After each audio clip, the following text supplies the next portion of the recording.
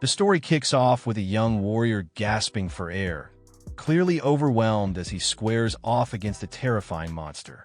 This towering creature turns out to be none other than Kerberos, the wingless dragon, a high-level dungeon boss feared by many. Found deep within level 67, the massive beast unleashes a brutal fire attack, instantly placing the entire party of adventurers in a life-threatening situation. Gripped by fear, the team's sorceress yells out a warning. She admits, trembling, that she isn't sure her defensive spell will be enough to withstand the oncoming blaze. But before anyone can act, the group's armored elder suddenly freezes, eyes widening. He's seen something unexpected. Out of the searing flames, a small green figure bursts into view. It's a goblin, an odd sight in such a deadly zone. The dragon snarls again, gearing up for another lethal blast, while the rest of the team stares in disbelief. Whispers spread. What could a goblin possibly be doing in a place like this? Then, in a flash, the goblin dashes forward with astonishing speed. Without pausing, the little creature swiftly dodges out of the attack zone and slams its wooden club into the dragon in a vicious counterattack. The adventurers are frozen in place, unable to process what just happened. The blonde youth among them stares in shock, questioning aloud how something so small could bring down such a monstrous opponent with such raw strength. Gradually, the truth sinks in. Kerberos, the mighty wingless dragon, has fallen to a single strike from a mere goblin. Confusion spreads. Was the goblin summoned by someone? The old man's sharp eyes catch movement on a nearby hill. He raises his hand, pointing out a lone figure in the distance. Everyone turns, and as the dust begins to settle, it becomes clear this man was behind the summoning. The mystery begins to unravel. Sometime before this shocking battle, far from the battlefield, the story shifts to a different scene. Kimchi Soo, the protagonist, is seen working a construction job. Despite the hard labor, he wears a cheerful smile that catches the attention of his co-workers, who ask why he seems so unusually happy. With a bag of cement slung over his shoulder, Kimchi Soo is deep in thought. Inwardly, he reflects on his reality. He thinks of himself as nothing more than a lowly goblin, weak, ordinary, and trapped in the lower levels of life. Even as he pauses to take a drink of water, his thoughts don't stray far from his frustration. Some people, he muses, seem to strike gold overnight. But others, people like him, remain nobodies no matter how much experience they gather. While lost in thought, he overhears his co-workers chatting about a man named Mr. Cha, who stopped coming to work. The reason? He's now making a living off Gate of Heaven, a virtual reality game that swept the world by storm. Fully immersive, the game blurs the line between reality and fantasy. Within its digital universe, players who discover hidden classes can earn unimaginable wealth. Kimchi Soo's memory stirs. He remembers hearing about this game, which had only recently launched. It was so captivating that players often lost track of the real world entirely. As the technology became more advanced, the price of the equipment rose, putting it out of reach for many. Luckily, internet cafes made it possible for even the less fortunate, like Kim, to step into the virtual world. The game's popularity didn't just grow, it exploded. Real-world money began to flood in, with powerful in-game items being sold for actual currency. A new kind of economy was taking shape inside the game. Kimchi Soo's thoughts ended on a bittersweet note, tinged with longing for the days when he truly enjoyed the game. The scene transitioned into the digital realm, where Kim was fully immersed in battle. He activated one of his combat skills, Rock Strike, launching a full-force attack. The blow landed cleanly, and in return, he received 3 ores as a reward. But the small win did little to ease his irritation. With a loud scream, Kim vented his frustration, calling the situation absurd. Despite putting in so much effort, the grind just never seemed to end. Even within this virtual world, he felt buried under a mountain of debt. He couldn't hold back anymore. Tears welled up as he yelled, wondering aloud when the part of the game would begin where he becomes a legendary hero, marries a beautiful woman, and lives the fantasy he always dreamed of. He questioned whether Gate of Heaven was even worth his time. In that moment of despair, Kim suddenly froze. His eyes widened as he spotted something glimmering nearby, an advanced healing crystal. His mind raced. This rare item could fetch at least 300,000 won. Elation surged through him. He erupted into wild laughter, overwhelmed with joy. This, he thought, was exactly why he endured the backbreaking mining. It was moments like this that made it all worthwhile. But his celebration was cut short when he realized he wasn't alone. A few players had appeared behind him, observing his outburst. One of the women in the group took note of his strange behavior. Embarrassment washed over him as he slowly turned around and saw them watching. Then his eyes landed on the woman's face, and he froze again, this time stunned by her breathtaking beauty. She approached and said casually that she had noticed him mining every day, so she figured his mining skill must be quite high. Trying not to seem flustered, Kim replied that he was all right at it. She then explained that her party was passing through the dungeon, but a huge boulder was blocking their way. Though her team members were powerful, none of them had the mining expertise needed to clear the path. She politely asked Kim Chil-soo if he could lend them a hand. Kim hesitated. He pointed out that his level was quite low, and going any deeper could put him in serious danger. Before he could finish the thought, one of the team members, short in stature and clearly a dwarf, spoke up confidently. He reassured Kim that his only task would be mining. The team would handle any monsters they encountered. Kim turned a bit surprised. He hadn't expected that from a dwarf. The dwarf noticed Kim's reaction and immediately called it out, accusing him of assuming that, just because he was a dwarf, he'd be the one doing the digging. He added that Kim probably thought dwarves weren't useful in battle. The dwarf's tone made it clear he felt offended by that stereotype. Kim took a breath and weighed the situation. Maybe this wasn't such a bad opportunity. He could gain some decent experience and possibly unearth a few more valuable ores. But deep down, he still felt nervous. The group was already pretty far into the dungeon, and he couldn't shake the sense of dread building in his gut. He remembered the dangerous entity that roamed this world, something terrifying enough to make players tremble, even in a game where resurrection was possible. Just the idea of encountering it made him feel uneasy. The beautiful woman stepped closer again, smiling sweetly. She made another request for his help, saying that he was exactly her type, a strong-armed man who knew how to mine.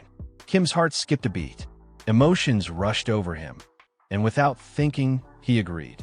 But the moment the words left his mouth, regret kicked in. He immediately questioned his decision, wondering why he had jumped in so carelessly. Soon after, they entered the cave. A monster appeared, its name, Gay Wolf. It was a level 7 beast, and Kim's reaction was immediate panic. Even though it wasn't as high level as he feared, the truth hit him. His current power was still nowhere near enough to deal with threats like this. The wolf charges at him with terrifying speed, and Kim instinctively screams in pure panic, crying out for his mother like a frightened child. But just before the beast can strike, a sudden burst of flames lights up the battlefield. A stunning woman appears, unleashing her fire spell, Salamander Flame, and effortlessly incinerating the monster. She walks over to check on Kim, her tone filled with concern as she asks if he's hurt. This powerful woman is Catherine Lee, a level 39 sorceress. Kim stares at her in awe, completely blown away by how she wiped out the enemy with a single attack. He quickly expresses his gratitude for saving him. Catherine gently warns him not to stray too far from her again. It's far too dangerous. For a brief moment, Kim dares to hope that this might be the beginning of the romantic adventure he's always dreamed of. Just then, another teammate joins the scene. A confident and muscular young man effortlessly dodges incoming monster attacks and scoffs at the situation, making it clear they're not there to fool around. With commanding energy, he activates a skill called Swing of the Giant Wheel, wiping out the rest of the monsters in one powerful move. He casually explains that they're on a mission to find a rare ore, one that can only be broken with high-level mining proficiency. That's the real reason Kim was brought along. But despite being invited specifically for this skill, Kim can't shake the feeling of being looked down on.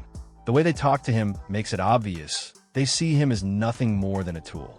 Annoyed and insulted, Kim finally speaks up. He confronts the warrior directly, telling him he's not someone to be brushed aside. He insists that he has combat abilities too and refuses to be treated as a mere minor. Fueled by anger, Kim slams his fist into a massive boulder, yelling as he puts everything into the strike. He's determined to prove that he's not weak. But when the dust settles, the tall man and the dwarf quietly observe that the rock hasn't even cracked. They begin to question whether the intel they got about the orb behind the stone was even real. With tension rising, the tall man threatens the dwarf, warning him of the consequences if the information turns out to be false. Meanwhile, Kim feels a fresh wave of humiliation. He's been through enough, always being disrespected, risking his life for pocket change. Even now, he feels like he's hit rock bottom. He exhales slowly, trying to calm his frustration and deciding to just get the job done, convincing himself it's just another dull day. Then, something unbelievable happens. With a sudden crack, the rock splits apart. The entire team stares dumbfounded. Behind the rubble, something mysterious glows. Kim has uncovered a hidden door. It's a hidden dungeon. Shock spreads across the group, and Kim can hardly believe what he's looking at. His voice trembles with excitement as he declares that this discovery could mean huge rewards and even a shot at unlocking hidden classes. Overjoyed, Kim calls it the grand prize. Catherine smirks and sarcastically questions whether Kim is really part of the we. But Kim is too excited to care. For the first time, he feels like this might be his turning point, the moment he can escape his miserable routine and finally change his life, just like Mr. Cha. Then, without warning, everything shatters. The tall man suddenly activates PvP mode and attacks Kim violently. The blow sends him crashing to the ground, groaning in pain as 480 health points are ripped away. He struggles to breathe as the man mocks how hard it was just to find this hidden dungeon. Catherine joins in, mocking the situation too. She scoffs at the idea that all it took to reach this place was a low-level mining skill. Kim's eyes narrow as he listens to them. The words sting, especially when the tall man arrogantly claims that Kim had only been tagging along while they handled all the fighting. At that moment, the realization hits him like a second punch. They were the ones who turned on him. They knew about the hidden dungeon from the beginning. They used him. Grabbing Kim's head roughly, the tall man leans in close and laughs cruelly. Of course they knew, and since Kim helped them just a bit, they'll kill him quickly. Kim's eyes widen in shock, completely stunned by the betrayal. When he comes to, Kim finds himself still inside the dungeon. At first, Kim thinks maybe they didn't kill him after all. Maybe they spared him out of pity. But then his heart sinks. He notices the advanced healing crystal he kept shattered. It had activated automatically when his health dropped to 0, meaning he actually died, and was revived. The realization hits him hard. The crystal was worth 300,001, and now it's gone. He screams out in pure rage.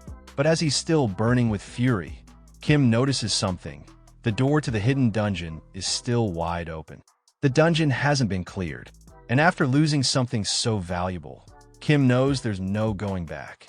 He clenches his fists, swearing revenge on the party that mocked him. He's going to ruin everything for them. He's going to flip the table and turn his life upside down. He charges toward the glowing door at full force, shouting with all the fire in his chest that the hidden dungeon is waiting for him. But the moment he enters, chaos. The entrance isn't flat. Instead, there are stairs. Kim doesn't see them in time. He falls hard inside, crashing against the stone steps, his body taking another brutal hit. His health drops again, minus 80 points. In pain and frustration, he shouts angrily.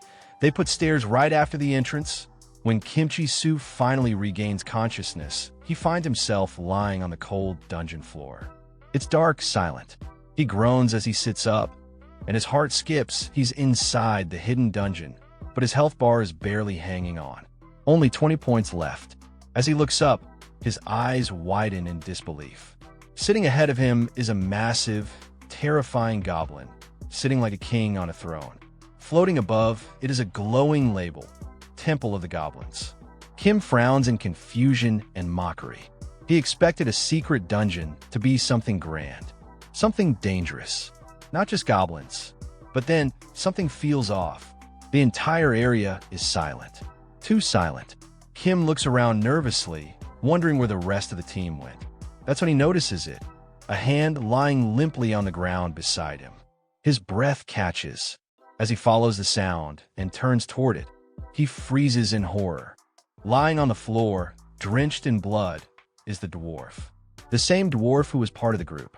Kim recognizes him immediately and feels a cold wave rush through him. What happened to him? A glowing screen pops up in front of Kim, asking if he has a resurrection skill. He mutters sadly that he doesn't, then guesses maybe the dwarf just doesn't want to press the button.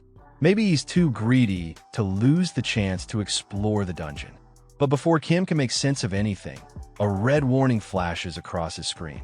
A message appears. The dungeon you've entered is extremely difficult and far above your current level. Please leave immediately. And then a scream. Loud. Horrible. Kim spins around in panic. The voice, it belongs to one of the other party members. And then, out of nowhere, a massive hand appears. It grabs the tall man and crushes him violently. Kim stares in horror. This isn't some goblin. This is something else. And it's not just strong, it's on another level. The monster steps out of the shadows, its grotesque form towering over the others. Its name appears, Yerger, level 80. Kim's heart pounds in his chest. Level 80? He can't believe it. This was supposed to be a goblin temple. What is this thing doing here? He watches as Yerger grabs the tall man again and begins to devour him, violently, brutally. The sight turns Kim's stomach. The sounds, the gore, it's too much. He grips his chest and tries not to throw up. He forces himself to think. This can't be real, but it feels real. He remembers that Gate of Heaven uses a unique technology, one that replicates pain, emotion, even trauma. He thought safety systems were in place to prevent it from being too painful, but that only applied to low-level zones. And this was not low-level. Another scream slices through the air. It's Catherine. She's begging for help.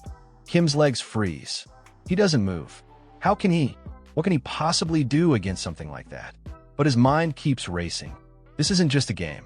In rare cases, if the brain experiences too much pain, it can lead to real consequences. Even brain damage. Even death. Fear takes over. Kim starts running, away from the monster, away from the screams. He pants heavily, stumbling, swearing he won't die here. Not like this. As he runs, he tells himself again and again, it's not my fault. They left me. They betrayed me first. He admits to himself he's weak. He can't help anyone. And yet, he has to live. Just then, a strange message appears in front of him. The Goblin Lord senses a resemblance between you and him in cowardice and weakness. Kim freezes. What does that mean? He turns and looks up at the Goblin Lord sitting calmly on his throne. Kim feels something deep crack inside. Is that really what he is? Weak? Cowardly? Kim Chi-Su clenches his fists, his teeth grinding in anger. He stares at the Goblin Lord and says with a trembling voice, full of sadness and fury, I don't want to be that way. His eyes shift toward Catherine's battered body on the ground. The monster tramples her. Blood splashes. Kim chokes back a sob. He remembers his real life, the crushing debt his unknown parents left behind, the jobs he couldn't get, the humiliation, the fact that no one respected him. Not in real life, not in the game. He wanted to fight monsters, be strong, live with dignity, but they shove him into mining. Kim bursts into tears. I haven't been able to achieve anything I wanted in life, and I didn't do anything wrong to deserve being labeled as weak. He wipes his face and storms forward, staring down the Goblin Lord with all the fire in his heart. You're just a goblin. Who are you to look down on me? His voice shakes as he yells. Even in real life, I was looked down on. Even in this game, they looked down on me. Now even a goblin pities me? Overwhelmed, Kim shouted that he truly was a nobody, and there was nothing wrong with that. Just then, a message popped up in front of him. He had become an honorary goblin, and goblins would now aid him at any time. Immediately after, another message followed. He had met the conditions to unlock a hidden class. It asked if he wanted to change his class to Goblin Summoner. Kim stared at the message in shock, trying to make sense of what a hidden class even meant. Despite the seemingly golden opportunity, Kim bitterly laughed and angrily rejected the offer, calling it ridiculous. But the system ignored his refusal. It coldly informed him that the class change to Goblin had already been completed. Kim's frustration boiled over, and just as he tried to process what was happening, the terrifying monster Jagger returned, roaring dreadfully as it approached him. Kim realized that escape was no longer possible. There was no point in running anymore. There was no coming back from this. Forced into action, Kim activated a skill from his newly changed class and summoned a goblin to fight for him. In response, a small, weak-looking goblin appeared, shrieking in a high-pitched tone. Kim was instantly disappointed by its pathetic appearance and planned to use it as bait so he could run away. He ordered the goblin to attack the monster and shouted encouragement, telling it to take the beast down. Surprisingly, the goblin charged forward with force. Jagger lunged into attack, brutal and aggressive. Kim turned to escape, convinced this was his moment to flee. But before he could move, he froze in disbelief. The frail goblin he summoned had just landed a devastating blow on the monster. Damage numbers exploded on screen, reading around 100 million points. Jagger collapsed, completely defeated. Kim stood there, stunned, unable to comprehend what had just happened. His experience points surged at a ridiculous rate. More system messages appeared, notifying him of new skills like goblin feeding and goblin walking. The summoned goblin's experience also skyrocketed. Kim could barely keep up. He finally realized in total shock that the weak-looking goblin was actually the strongest possible. It was max level. He stood frozen, his thoughts flashing back to the moment Jagger devoured the tall man from his team, piercing through his body and leaving him torn apart. Meanwhile, in the real world, Catherine looked absolutely horrified as she witnessed the scene unfold. Her face went pale with fear. Unable to handle what she was seeing, she screamed uncontrollably while still wearing the virtual reality headset. One of her staff rushed to her side, calling out in panic, trying to wake her. The staff member quickly pulled off the headset, realizing things had spiraled out of control. The man stared at her, heart sinking, as he realized Catherine had suffered a deep psychological shock, one so severe that she would never return to the game. She had entered a state of permanent retirement. Back in the game, the summoned goblin continued rampaging through monsters with terrifying ease, each strike causing millions in damage. Messages flooded Kim's screen as his level kept rising with every monster the goblin killed. Kim, overwhelmed by the notifications, eventually told the goblin to pause so he could gather the loot. He grinned as his bag filled with valuable drops, low-grade mana stones, wolf claws, until he could carry no more. He thought to himself that the moment Jagger fell, the hidden dungeon had been cleared. Yet everyone else in his team was dead. And now, the only exit was through death. He turned to look at the goblin that had solo cleared the entire dungeon and noticed something strange. Its level hadn't increased at all. Meanwhile, his own level had jumped to 31. Curious, Kim tried to view the goblin's stats, but the system denied access. The information was unavailable. Kim stared at the goblin in complete confusion, questioning how something that looked so weak could be this powerful. He began to suspect it might be a bug or glitch in the game. Suddenly, Kim shouted with excitement. None of it mattered. What mattered was that he could take advantage of this situation before anyone fixed it. Proudly, he declared that he didn't need to work in mining anymore. He would rise to the top of Gate of Heaven. The next day, Kim appeared at NAR Bank. His number 36 was called, and he sat in front of the clerk. She informed him that the wolf claws he brought in were worth 97.01 and asked if he wanted the amount transferred to his account.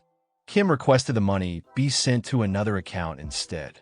Then he remembered he had more items to sell and told the clerk about them. When Kim mentioned items like Jagger's membrane and heart, the clerk's eyes widened. The value of what he held stunned her. She couldn't believe what she was hearing. Immediately, She called for the bank manager. Kim sat there puzzled, wondering why she needed her manager when he was already sitting right in front of her. Kim sat with the manager of NAR Bank, who smiled warmly as he poured him a cup of tea. "How's the tea?" the manager asked politely. Kim stared at the cup, his tone cold as he replied, "It's cold." The manager awkwardly admitted he forgot to boil the water. Kim raised an eyebrow, curious. "Why did you want to talk to me?" he asked. The manager leaned forward with a friendly smile, explaining that he had better places for Kim to invest his money, suggesting that keeping it in a standard account would be a waste. He offered Kim an investment option with great returns. Kim, slightly confused, directly asked, "Does something like this really need your personal attention?" The manager's smile widened, and he casually remarked that he assumed Kim understood the value of what he was holding. He went on to explain that Yerger's membrane and heart were worth a massive sum based on current rates. Kim blinked in shock when a manager revealed their real value, $230 million. Kim stared blankly, his teacup frozen in his hand as he tried to process the news. Later, Kim was seen happily holding the goblin, excitedly telling it that thanks to it, he had managed to pay off 10% of his debts. He playfully joked with it like it was a little puppy, adding that he didn't find it ugly. But immediately, he took the words back, silently admitting to himself that he couldn't lie like that. As they walked through the city, Kim tried to keep the goblin out of sight, but to his surprise, he couldn't unsummon it. The goblin began screaming loudly, drawing attention from everyone around. People mocked the goblin's bizarre appearance, sarcastically asking who would summon something like that, and why it was in a public space. Kim's embarrassment reached new heights when some bystanders mistakenly assumed that he was the goblin, simply because he was standing so close. A deep, burning rage surged within him. He tried to steer the goblin away from the crowd, but it suddenly approached a stranger and began provoking them, drawing even more unwanted attention. At that moment, a large, angry man named Patton appeared, loudly objecting to the sight of a goblin roaming freely through the city. Whispers spread among the crowd, people calling Patton the Destroyer in a mocking tone, despite the fact that he wasn't widely known. Kim's expression changed to one of concern. Someone who called themselves the Destroyer clearly wasn't just some average guy. Panic set in as Kim quickly tried to explain to Patton that the goblin wasn't hostile, but Patton ignored him. Without warning, he launched a powerful attack toward the goblin. In a flash, the goblin countered with lightning speed, launching a devastating counterattack that easily defeated Patton, dealing massive damage. As Patton lay defeated, a system message appeared on Kim's screen, explaining that PK mode had been activated and that pain levels were limited to prevent higher-level players from bullying lower-level ones. The crowd stood in stunned silence, completely horrified by what they had just witnessed. Whispers spread rapidly as people questioned how a small goblin had defeated someone like Patton. Kim's heart raced as he realized the full extent of the danger he was in. If word got out that the deadly goblin belonged to him, his life would spiral out of control. Panic gripped him, and anxiety overtook his every thought. Just as Kim feared, several members of Patton's guild appeared on the scene. Their leader, Hyak, mocked Patton for being defeated by such a small goblin, calling it a disgrace.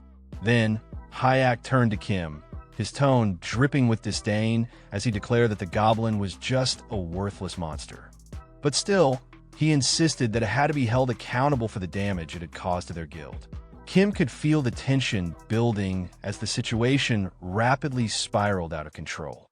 While he knew his goblin could easily take them all down, he realized that doing so would bring nothing but trouble.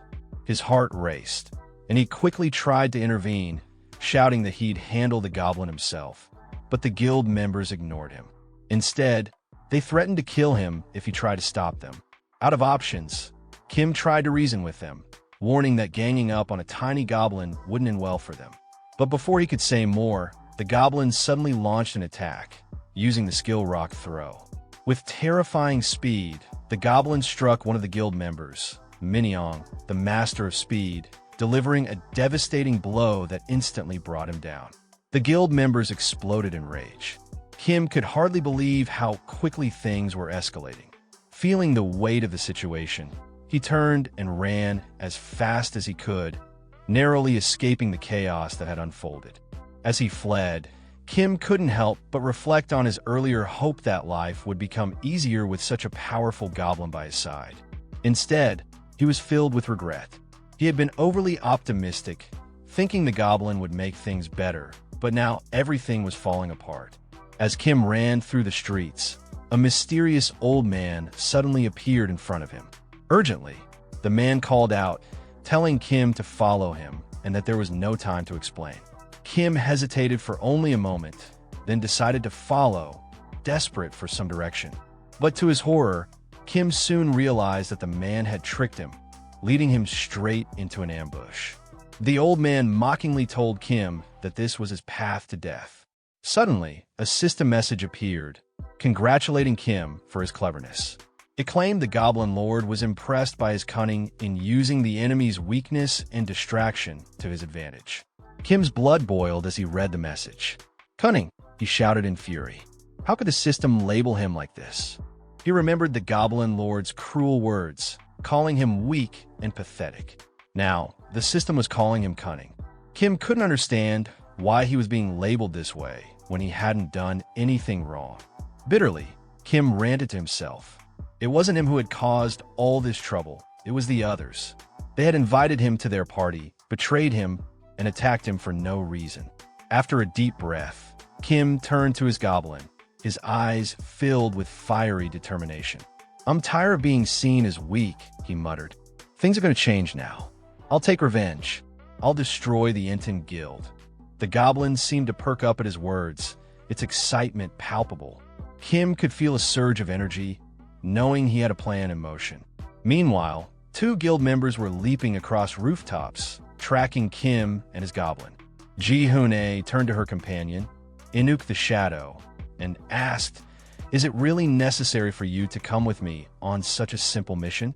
I can handle it on my own." But Inuk warned her not to underestimate the goblin. Even though Patton had been the weakest member of the guild, the goblin had taken him down with a single blow.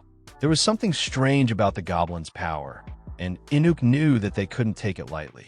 Just as they were speaking, a loud scream echoed from below.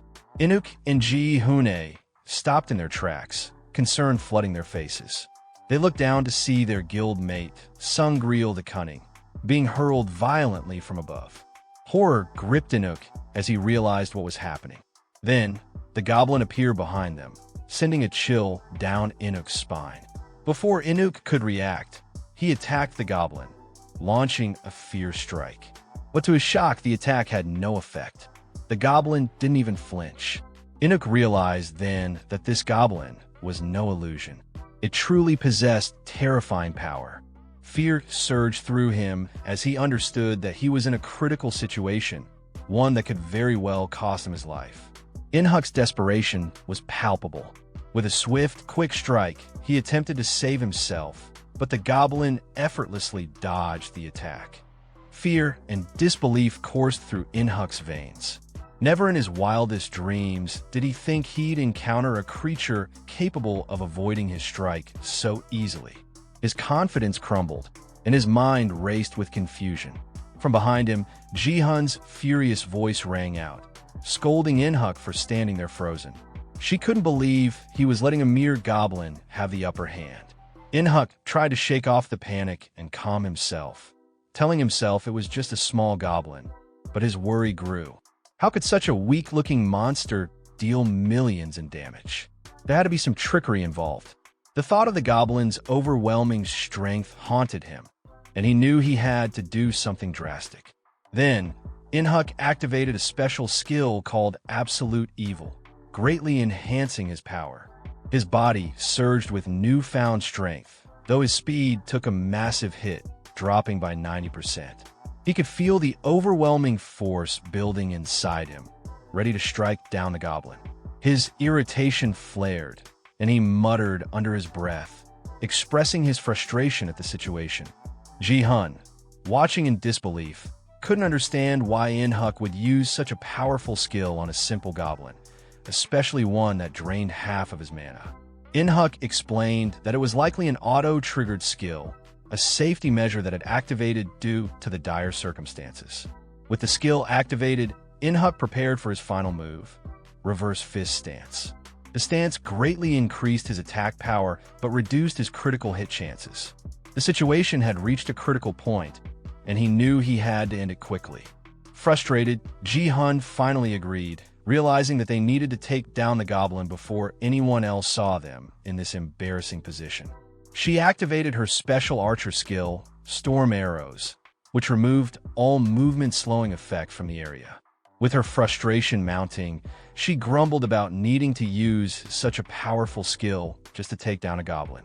The Storm Arrows skill cleared the debuffs from Inhuk, allowing him to charge forward with full speed once again.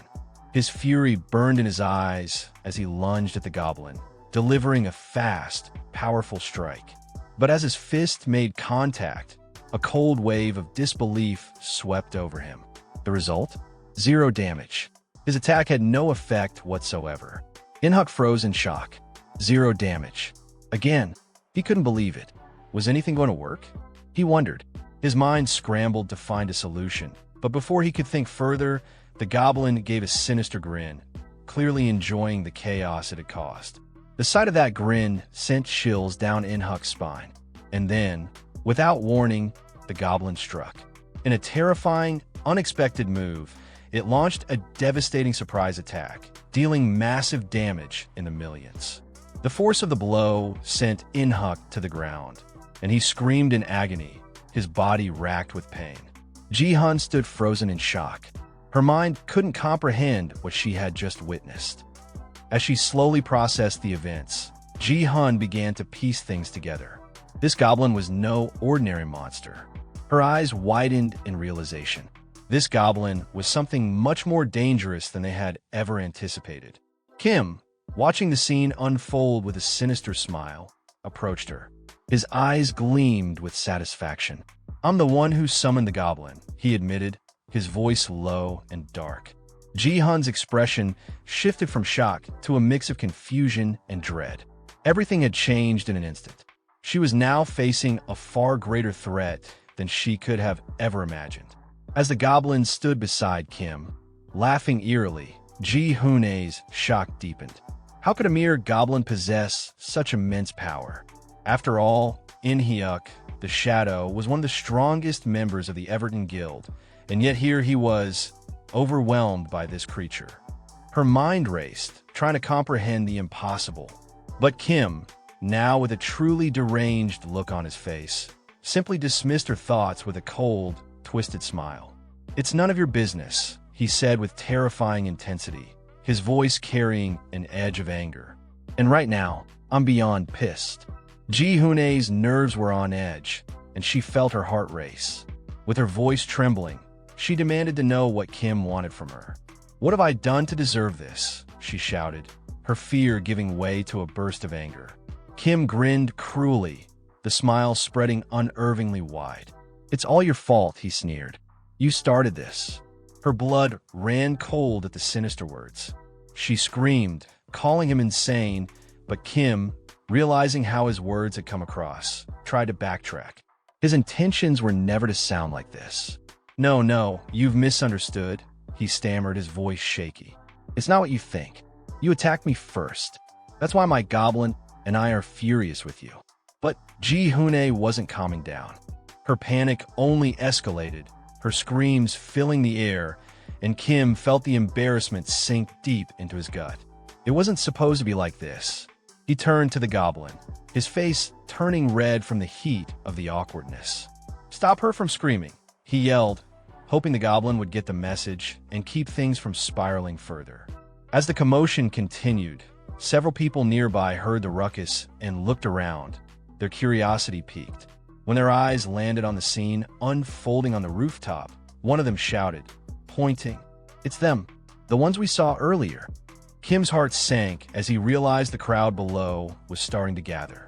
Panic gripped him, and his mind raced for a solution. He knew they had to leave before the situation got worse. "We need to end this fast," he muttered to the goblin.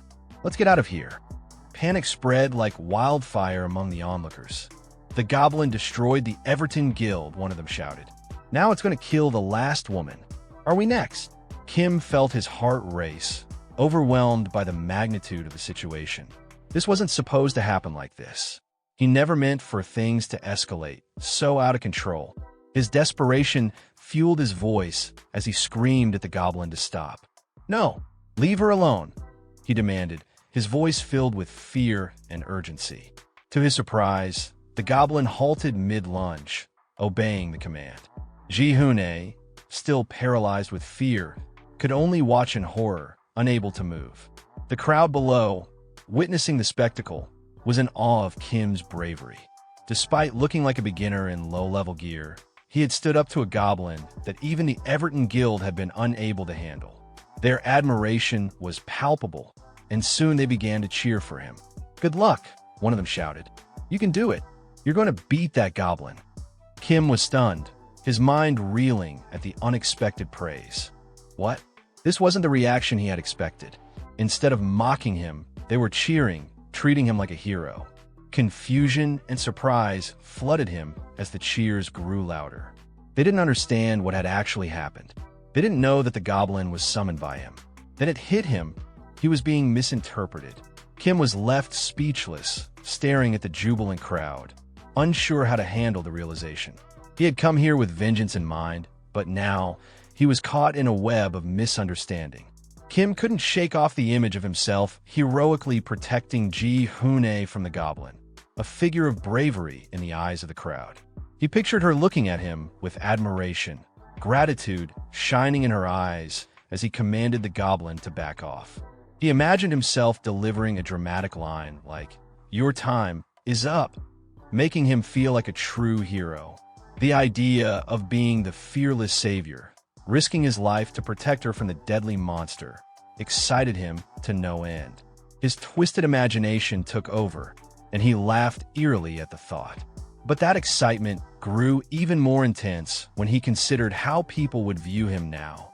A true hero who had saved the woman from the goblin. He laughed louder, imagining the applause, the cheers. He could almost hear it. But his thoughts turned quickly as he walked toward Ji-hoon with a terrifying expression. He needed her to understand who was in control. "Do you want to die in pain, like your comrades?" he sneered, stepping closer. "Swear to remain silent and never tell anyone about me or the goblin, and I'll spare you." Terrified, Ji-hoon quickly agreed, promising to keep silent. Kim's smile was calm, almost serene, as he confirmed her promise. She wouldn't tell anyone about his connection to the goblin. But in a sudden shift, Kim's demeanor changed, turning into something far more intense. He shouted dramatically at the goblin, accusing it of attacking innocent villagers and causing chaos. The crowd watched in stunned silence as Kim declared, with righteous fury, that he would put an end to the farce. With a flair for the theatrical, Kim activated his skill, Goblin Walk. A chain materialized around the goblin's neck, binding it under his control.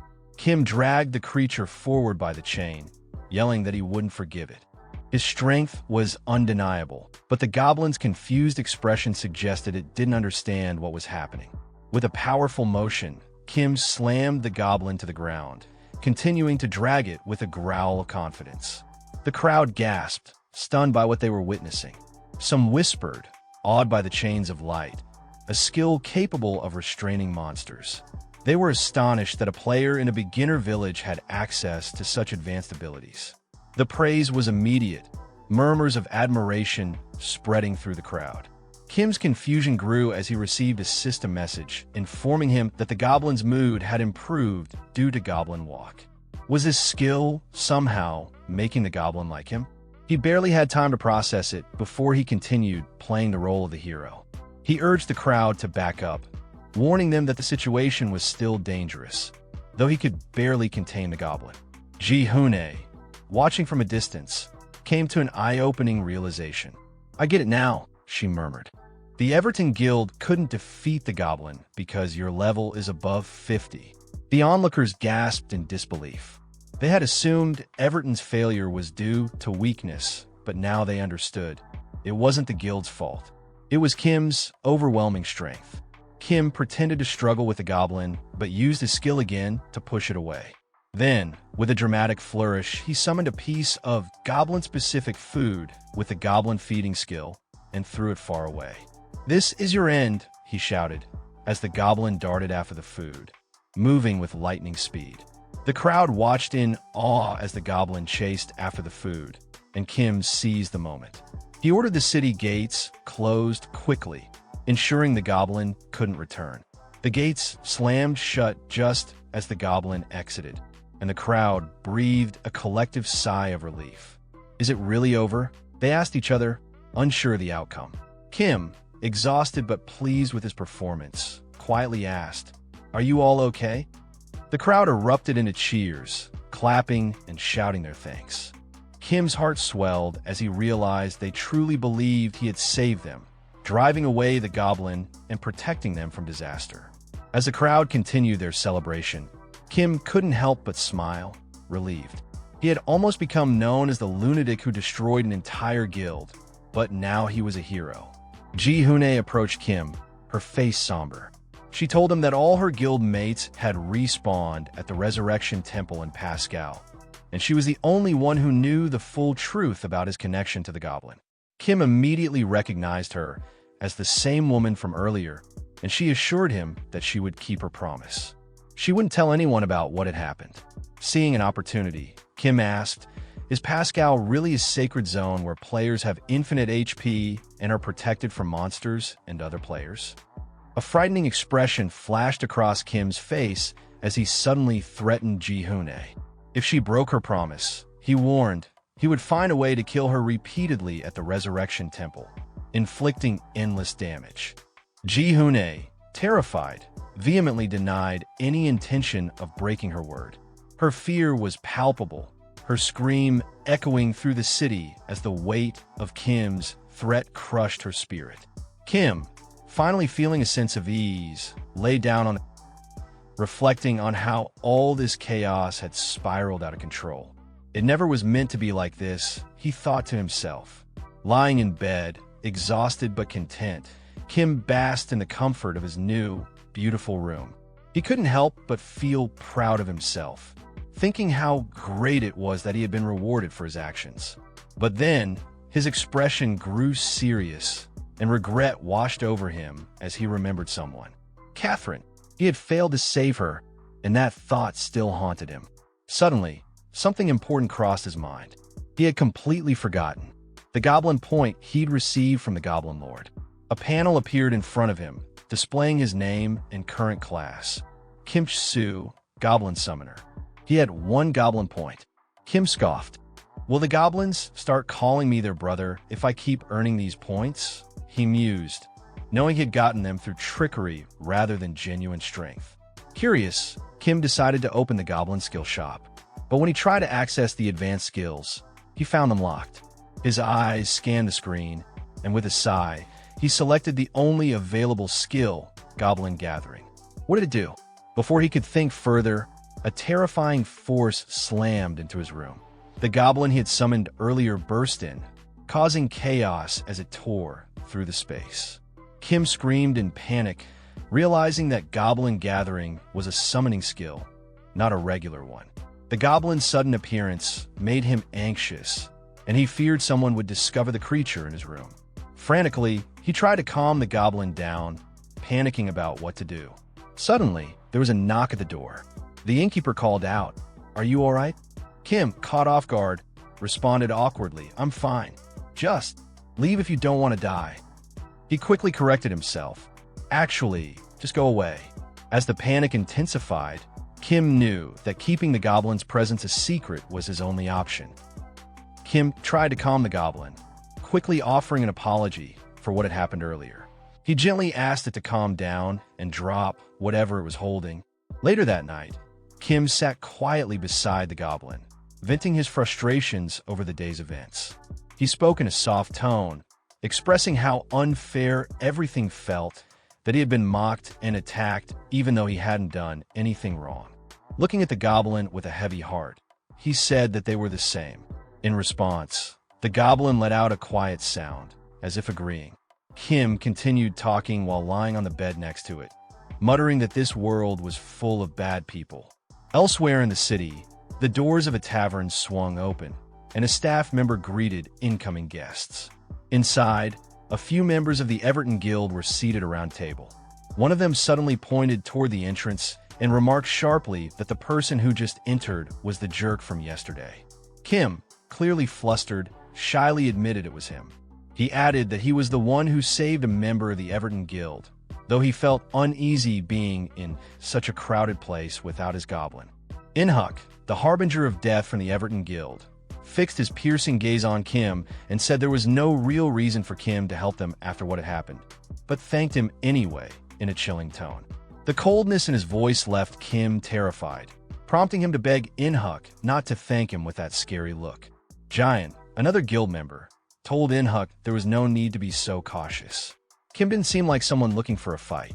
However, deep down, she knew they were being completely fooled by him, since Kim was hiding the truth about the goblin. Kim confirmed the situation and openly admitted he helped them despite their previous attempt to kill him, because he needed something from them. Inhuk agreed with Kim's honesty, acknowledging that they owed him. He emphasized that the Everton Guild never forgets a favor, and they'd help him however they could. Kim explained that there was no longer any reason for him to stay in the beginner zone. Now that he was past level 30, he wanted to move on to a new region. He asked if they knew how to get there. Inhuk asked if he was referring to a place called Fjornale and mentioned that he might know someone who could help him reach it. Just then, an old man interrupted from across the room, claiming that he knew exactly how to get to Fjornale. He approached Kim quickly and offered a sincere apology for a previous encounter between them. Speaking in a calm tone, the old man explained that after witnessing what Kim had accomplished with just one goblin, it was clear Kim was incredibly strong. Peyton the Destroyer, level 28, chimed in, saying that Kim might even be stronger than they were, which annoyed him a bit. Kim began thinking to himself, clearly denying it in his mind. He knew he wasn't stronger than them. He added silently that if Inhuk had actually followed through and attacked him the day before, he would have died from a single hit. The beginner zone, known as Leaf, consisted of 5 standard dungeons: the grassy area where slimes appeared, the mine dungeon, the dark forest, and others. These were considered open field dungeons, meaning players could enter them anytime. The old man explained that if Kim wanted to leave the Leaf zone, he would need to clear a raid boss dungeon. This made Kim curiously ask what a raid boss dungeon actually was. The old man clarified that raid dungeons were different from open field ones. They had gates that opened and closed at set times, with limited entry attempts and time constraints. Inhuk added that the raid boss dungeon was the final challenge of every area, and players needed to reach a high enough level before attempting it. He went on to explain that the raid boss dungeon in Leaf only opened once a month, and the reason everyone was gathered now was to prepare for that event.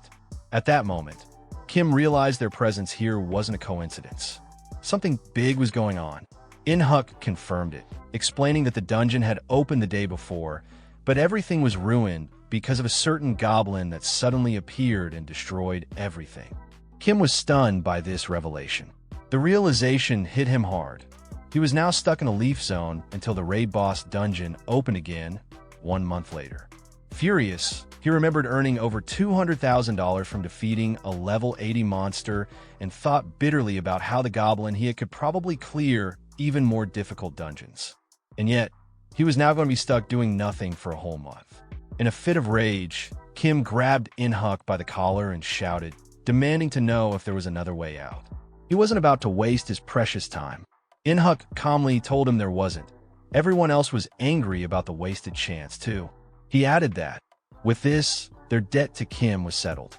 The Everton Guild then started preparing to leave. Kim stood in place, looking visibly disappointed and frustrated about the turn of events. As they walked away, Giant glanced back at him with a sympathetic expression before following the others outside. Outside, under the cover of night, the Everton Guild members quietly left the area. Meanwhile, hidden behind a wooden crate, the goblin peeked out, laughing softly to itself. The goblin suddenly lifted its head, sensing something strange. The night sky above them remained clear and calm, but there was an unexpected shift in the air. The raid boss dungeon gate, which had been closed just the day before, suddenly creaked open again. A system message flashed in front of Kim. Raid Boss Dungeon has been opened. The shock rippled through everyone present. The old man, staring at the gate in disbelief, exclaimed that there should have been a 30-day wait before the next raid. Inhuck's eyes narrowed as he stared at the gate, repeating in his mind that the Raid Boss Dungeon was not supposed to open now. Before Kim could process what was happening, another system message appeared before him. Raid Boss Dungeon has reopened. Kim stood frozen in stunned disbelief. The room was filled with murmurs of surprise. Peyton, the Destroyer, shook his head in astonishment. The Raid Boss Dungeon has already reopened? The group stood before the open gate, their faces reflecting shock at the unexpected turn of events. Inhuck turned to the old man, asking how many people were currently inside the dungeon. The old man replied that no one was there at the moment since the team that had been prepared had already completed it yesterday and moved on to the next area.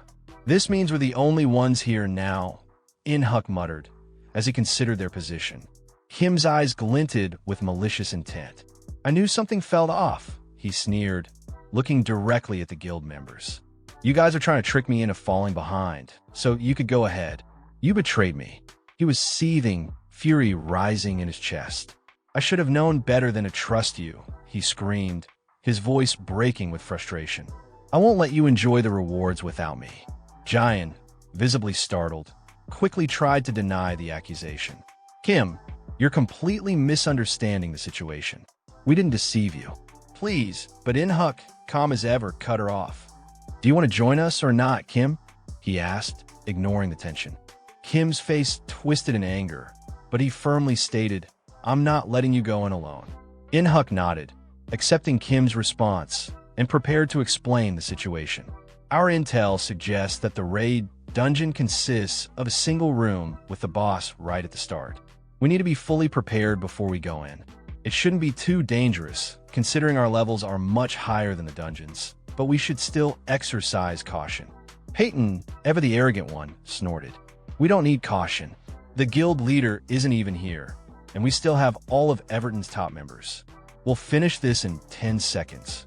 Inhuck didn't flinch, his tone as confident as always. Let's get started. With the plan in place, everyone moved toward the gate. Kim turned to the goblin, which was still hidden behind a crate, and whispered, It'll be a hassle if they find out about you. Stay hidden until I summon you. As he checked his inventory, Kim remembered the past betrayal that still stung, and he swore he wouldn't make the same mistake again. His eyes scanned his items, landing on an advanced healing stone, an item that revived him with 100 HP if he ever reached 0. He was surprised to still have it, considering it should have been used earlier. Doesn't matter now, he muttered under his breath, deciding to push the thought aside. Without another word, he rushed toward the gate, stepping through into the dungeon. The moment Kim crossed into the dungeon, his breath caught in awe. The environment was unlike anything he had seen before. So this is the Raid Boss Dungeon, he said, amazed at the surroundings. Suddenly, a massive steel giant, level 40, appeared before them. The air filled with panic as the team screamed in alarm. This isn't a regular dungeon, one of the members yelled. A clear system message appeared on their screens. Hidden dungeon, steel giant's lair. Inhuck turned to the old man, his voice seething with anger. What kind of plan is this? He shouted, demanding an explanation. The old man responded in confusion. I don't know anything about this. Giant's voice quivered with fear as she shouted at Kim. What are you doing? Run to the gate. But Kim, unfazed, smirked sarcastically and retorted. You think I'm going to run from this? Are you all seriously backing out now? He turned his sharp gaze to the team, daring them to retreat. Do you have any idea what kind of rewards this dungeon holds? If you all back down now, I'll take it all for myself. One of the guild members snapped back. Everyone already knows that, but the boss is level 40. A single hit from it could be disastrous, not just a regular kill. It could have serious consequences. Kim grinned, unshaken. The level difference is only 10, he said confidently. At worst, we'll get some serious injuries. But no one's getting permanently wiped out. You think rewards like these come easily? With that, he activated his special Goblin Summoner skill. Goblin, come save me, he shouted, his voice filled with authority. But the goblin, still hidden outside the dungeon, was confused, unable to understand the summoning. Meanwhile, the steel giant roared and charged toward Kim with terrifying speed. Kim screamed in frustration, yelling for the goblin to come out immediately. But the summon wasn't successful in time. The steel giant's massive fist collided with Kim, and in an instant, the force of the blow crushed him, killing him instantly. A system message popped up, announcing Kim's death. His lifeless body lay sprawled on the ground. Peyton looked down at him with mockery, disbelief in his voice as he said, "I can't believe this is the same guy who fought the goblin yesterday. Only to go down like this." Inhuk, his face cold and indifferent, dismissed Kim's death with a shrug. "We don't care what happens to him." But his expression shifted when he noticed something unsettling. The gate had suddenly closed behind them. His shock was evident. The old man, his voice grave, explained the situation.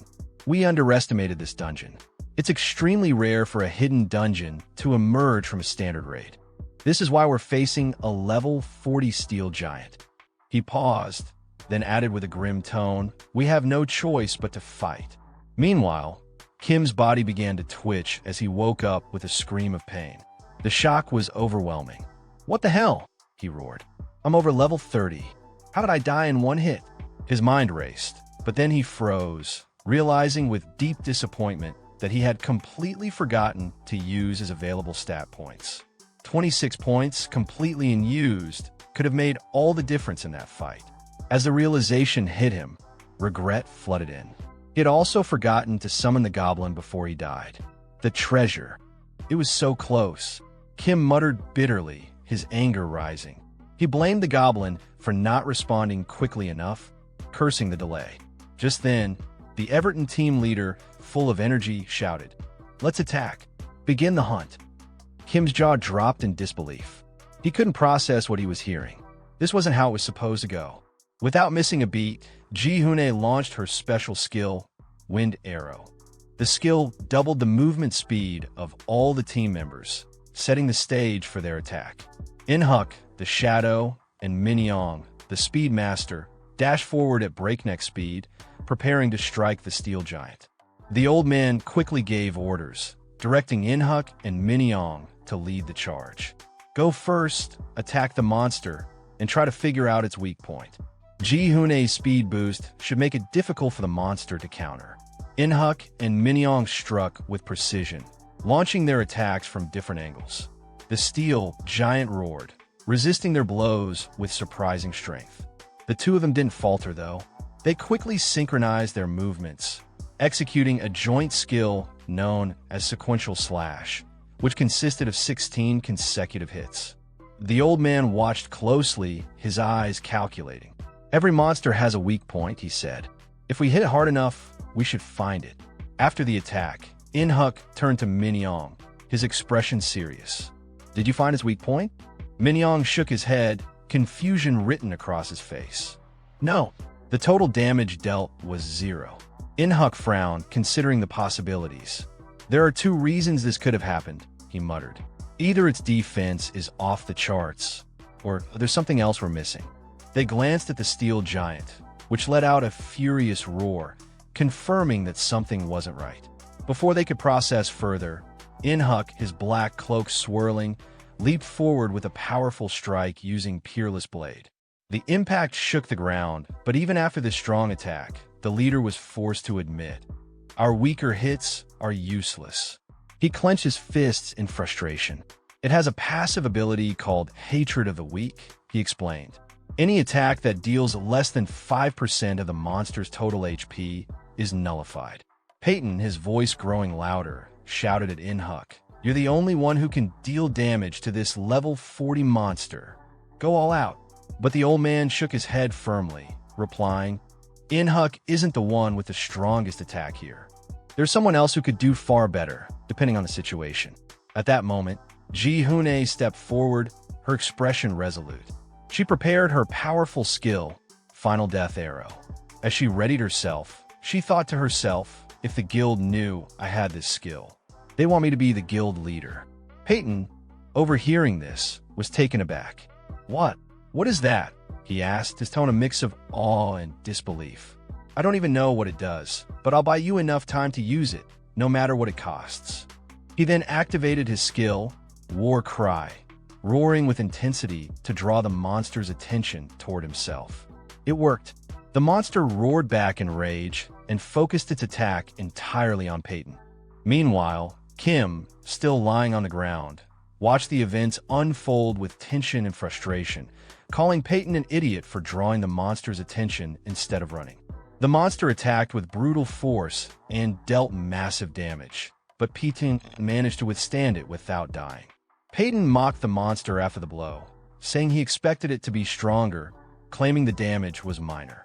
But the old man shouted at Peyton, warning him not to be careless, stressing that their success depended on not making any mistakes.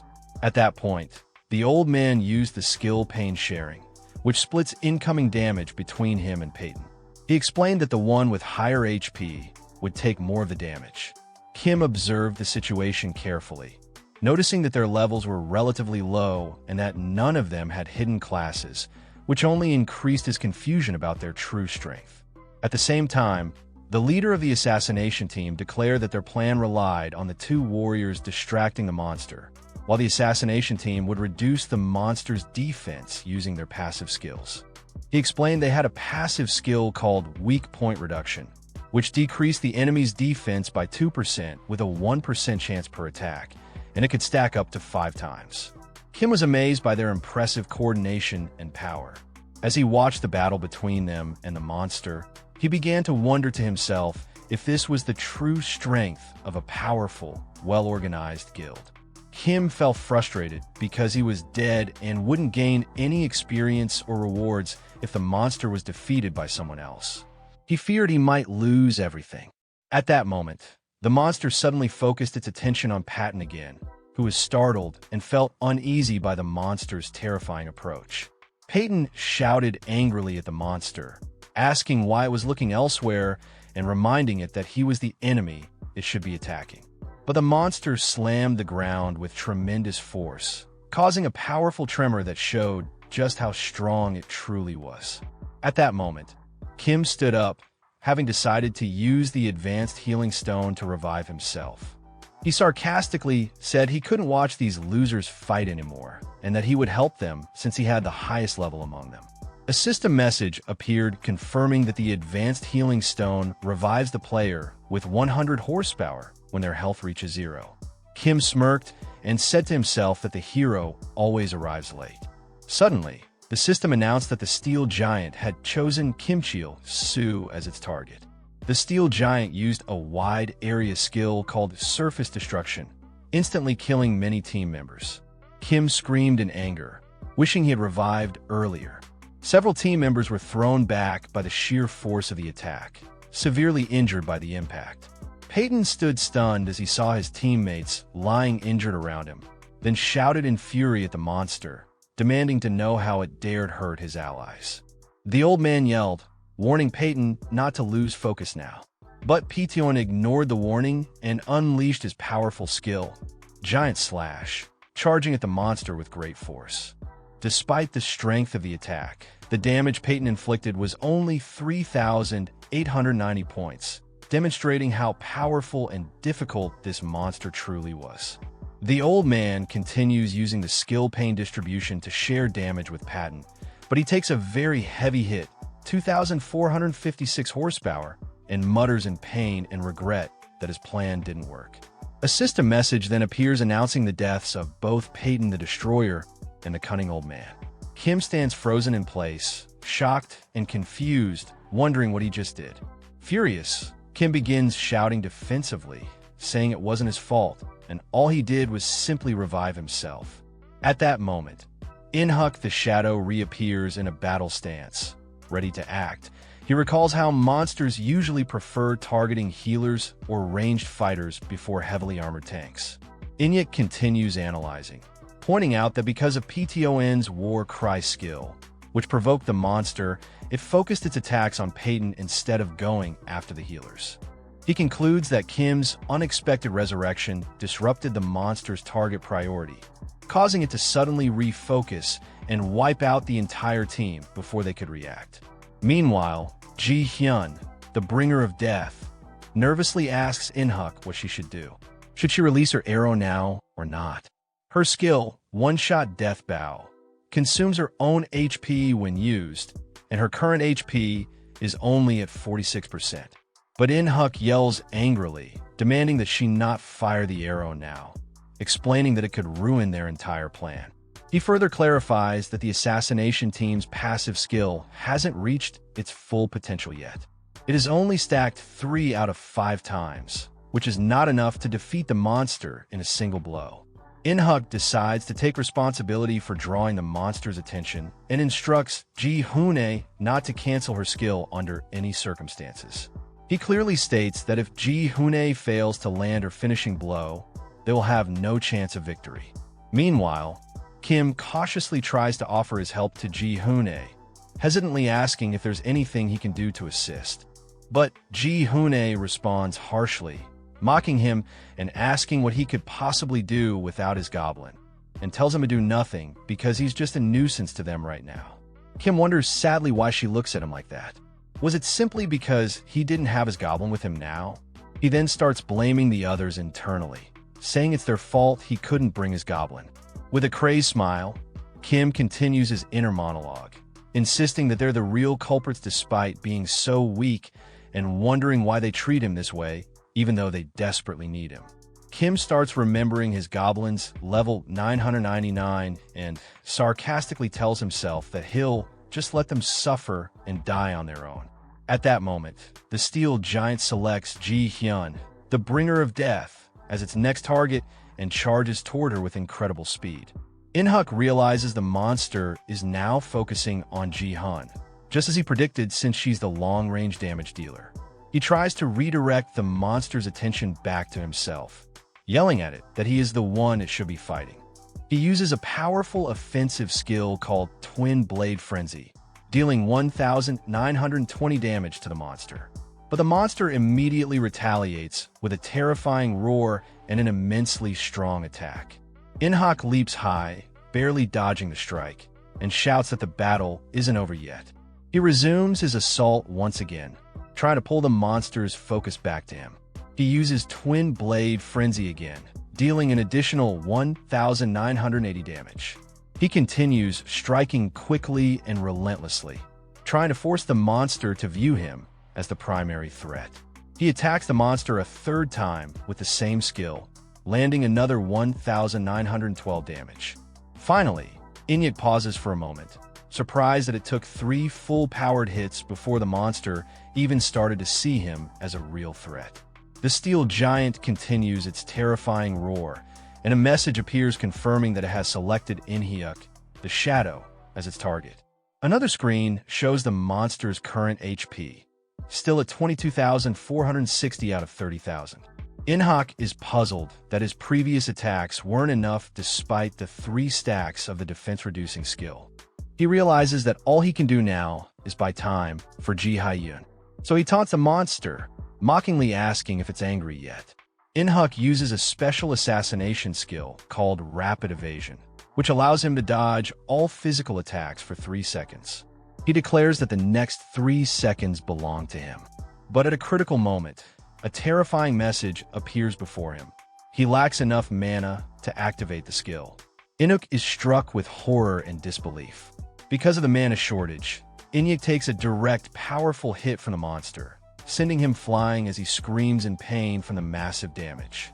At that moment, Kim stands in shock as In-huk's body collapses at his feet. A system message appears declaring the death of In-huk, the shadow. Kim begins screaming hysterically, accusing the team of being stupid and weak. He says he would have been better off staying dead and deeply regrets reviving himself in this situation. But Giona shouts at him in fury, yelling that his revival is what ruined everything and caused the situation to spiral out of control. The two enter into a heated, tense argument. Giona insists that if she had just 10 more seconds, she could have finished it. Kim yells back that he'd rather everyone die than let them take the rewards without him. At that moment, the steel giant lets out another earth-shaking roar. Both Kim and Ji Hyun turn toward the monster, screaming in fear as they realize it has now targeted them. A message confirms that the steel giant has selected Ji Hyun, the bringer of death, as its target and is rapidly closing in on them. Ji Hyun stops arguing and screams that now isn't the time for blame. She decides to fire her arrow immediately, even though it hasn't fully charged, but she notices Kim standing strangely beside her and asks with confusion what he's doing. Kim turns to her with a sinister smile and asks her an ominous question, saying she can't move while charging her arrow, right? Ji-hun is startled and asks nervously what he's planning to do. She screams in terror, begging Kim not to come near her, but Kim suddenly grabs her and begins running at full speed, shouting that she was the one who said she needed 10 more seconds, while Ji-hyun screams in shock and fear. Kim leaps, dodging the monster's attack at the last second, laughing maniacally as he enjoys the dangerous chase. Jian is stunned by Kim's speed and asks how he could possibly be moving so fast, like Inhuk the Shadow. In his mind, Kim reveals that he allocated all 26 of his unspent stat points into speed, making him exceptionally fast. Fast enough to rival professional assassins. Suddenly, Kim realizes that his earlier argument with Jian earned him an additional Goblin point. He begins to wonder if the Goblin Lord is trying to tell him that he was the one in the wrong. At that moment, Jian shouts that her arrow is ready to fire, and Kim yells at her to shoot now. Jian warns him angrily and nervously that if she misses, it's all over. She begs him not to pressure her.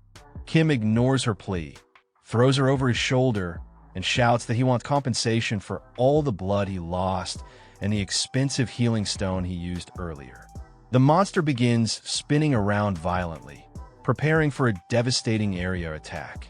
It then unleashes the attack with tremendous force, causing massive destruction across the area. At the critical moment, Ji Hyun finally releases her special skill, One-Shot Death Bow, aiming it directly at the monster. Kim charges forward, carrying Ji Hyun at full speed toward the monster, shouting at the top of his lungs for her to end it. Now, as she prepares to release her decisive arrow, the steel giant lets out a massive roar and uses an incredibly powerful skill called World Destruction Skill. The giant slams the ground with tremendous force, causing debris to scatter everywhere around them. Kim Soo is in utter shock, thinking to himself that the monster had been hiding such a dangerous skill all along. Kim quickly realizes that this attack affects the entire area and remembers that Jian only has 18 HP left while he has 100 HP because he recently revived, meaning both of them would die instantly if hit directly. Ji-hun tries to aim at the monster but struggles due to the overwhelming amount of flying debris. She anxiously says she can't land a clean shot in these conditions, and Kim replies that he's beginning to see something strange in his mind.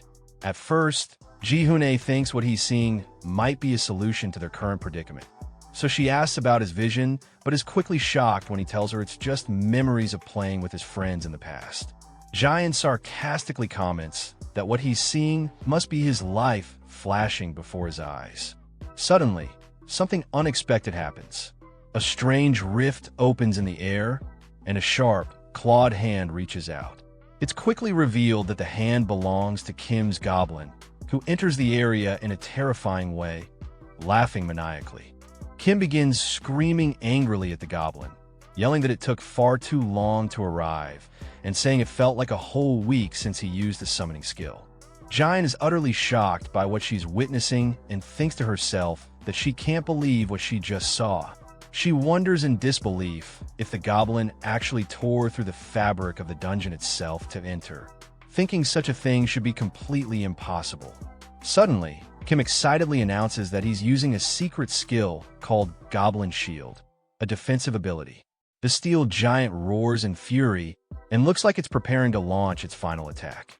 But Kim smirks confidently and mocks the monster, saying, "Those are pretty bold last words for a hidden dungeon boss." Kim and Ji Hyun stand behind the Goblin and declare together that the climax of the battle has finally arrived. Jian finally unleashes her ultimate skill, One-Shot Death Bow. After fully charging it, dealing a massive 22,524 damage to the giant. The powerful strike pierces through the steel giant's body, freezing it in place as cracks begin to spread across it. The steel giant finally collapses to the ground, defeated, and a system message appears telling them they have successfully cleared the hidden dungeon, Steel Giant's chamber. Jian stands in awe and repeats, joyfully and in disbelief, that they actually won, that they managed to clear the hidden dungeon. A system message then appears announcing that Juna's level has increased from 27 to 31. Another message informs Kim that his level has also increased from level 31 to level 34, and he jumped for joy at the achievement. With overwhelming excitement, Kim begins screaming hysterically, demanding to see what reward he earned from clearing the dungeon. A system message appears announcing that all characters who fell during the raid have been revived upon its completion, and the team leader in the black cloak begins asking if everyone is all right. One team member replies that he feels a bit of blood in his mouth, but confirms he's okay. He expresses relief that they defeated the monster and says that if its level had been just a bit higher, they would have been in serious danger. Suddenly, someone says with concern that Zyongle isn't breathing, but another member sarcastically replies that if they smack him hard enough, he'll wake up. The Black Cloak leader looks sternly at Kim and Ji Hoon-ae and asks if they can explain exactly what just happened. But Kim at this moment is acting very strange, hugging all the loot that dropped from the monster and screaming hysterically, begging everyone not to come near him. Ji Hoon-ae looks at the leader and hesitantly says that she doesn't know how to explain what's going on with Kim right now. But the system message that appears before him shocks him. It states that he hasn't fulfilled the conditions to unlock a hidden class yet. Ji-hun is also disappointed when a similar message informs her that she too hasn't met the requirements for a hidden class. She wonders in confusion if clearing a hidden dungeon isn't enough to obtain a hidden class. At the same time, Kim reflects deeply and concludes that just like he received the Goblin class due to the Goblin Lord's favor, there must be other conditions that need to be met inside the hidden dungeon itself to qualify for a hidden class. Kim also realizes that it would have made more sense to obtain the hidden class before defeating the dungeon boss, but he stops thinking about it and decides there's no point in overthinking it now. He starts screaming again, shouting that he has to collect the monster's loot before it's too late. Ji-hun quickly yells at him to stop, saying that even though they were the ones who landed the final blow, everyone contributed to the battle and the loot should be shared after consulting the group. But Kim keeps screaming wildly and refuses to listen, hugging the rewards even tighter. The leader and another member stand beside Ji Hoon-ae, watching Kim with surprise and mockery, wondering aloud if he's turning into Gollum because of his obsession with the loot. Kim shouts back defensively that the loot is precious to him. The leader calmly tells Kim that despite helping them twice, they've achieved their primary goal and don't intend to be greedy about the extra loot. This surprises Kim, who wasn't expecting such nobility. Suddenly, the old man approaches Kim and smacks him hard on the head, then sternly says he told Inyuk, the shadow, from the start that they shouldn't have caused all this trouble. Kim becomes furious and starts yelling angrily at the old man and the team members, accusing them of betraying him not once but twice. But the team leader replies calmly yet firmly, saying that removing Kim right now wouldn't be difficult, and if they wanted to use force, they already would have. Then the leader points to Kim and tells him that he can keep all the loot. But he points specifically to the bow Kim picked up and informs him that it's a unique item, the Iron Giant's bow, and asks if Kim realizes how valuable it is. Kim is thrown into panic and nervously yells, asking what that means, especially since he's not an archer and doesn't know how to use it. Kim internally realizes that this is a unique item that can't be sold or used unless the player belongs to a specific class, archer. But Kim shouts stubbornly, declaring that he still wants to keep it, arguing that everyone else has unique items except for him. One member snaps angrily, telling Kim to stop being greedy and hand the bow over to Ji-hyun, the bringer of death. But Kim gives a cunning smile and agrees to give up the bow, only if he gets something in return. The leader is stunned and says in disbelief that this item cannot be traded or sold, which makes it incredibly valuable. But Kim laughs maniacally and mockingly tells them that in the end, they'll have to buy the item from him, or they'll never get it. Kim laughs loudly and maniacally with his goblin, while one of the guild members watches in disgust, thinking to himself that Kim really does resemble that goblin they encountered earlier. At the same time, Kim's goblin is seen hiding cautiously behind some rocks, looking nervous due to Kim's current cooperation with the Everton team, and lets out a small, anxious sound.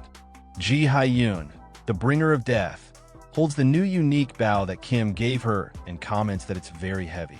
Kim sarcastically thanks the Everton team for the exchange, and the team leader in the black cloak replies that he's been thinking about this for a while, that Kim has a special talent for making people hate him.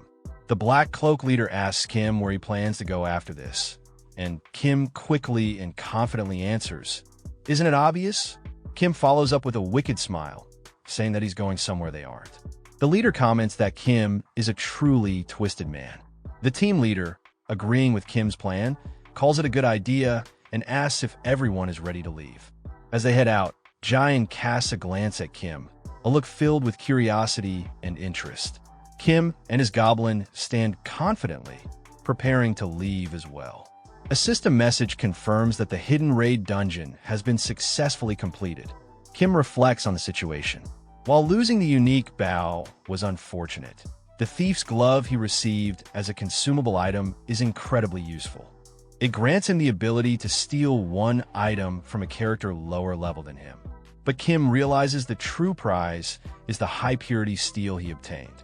Aware that he was once a mining-focused player, he laughs joyfully and thinks to himself that, while everyone was obsessed with the unique weapon, none of them noticed the true value of the rare metal. The following day, Kim arrives in Fjornale, a city located in the Phoenix Market area. Surrounded by high-level players dressed in extravagant gear, he can't help but feel awe and admiration. He wonders aloud how much money these players must be making from the game. Then, in a strange outburst, Kim announces that he can smell the scent of money in the air. However, his excitement quickly fades as he realizes that before he can start making money, he needs to upgrade his gear. The shocking reminder of how easily he died from a single hit by a monster 9 levels below him hits him hard. Kim realizes the reason for his defeat. He's still wearing his old, worn-out armor from when he was level 3.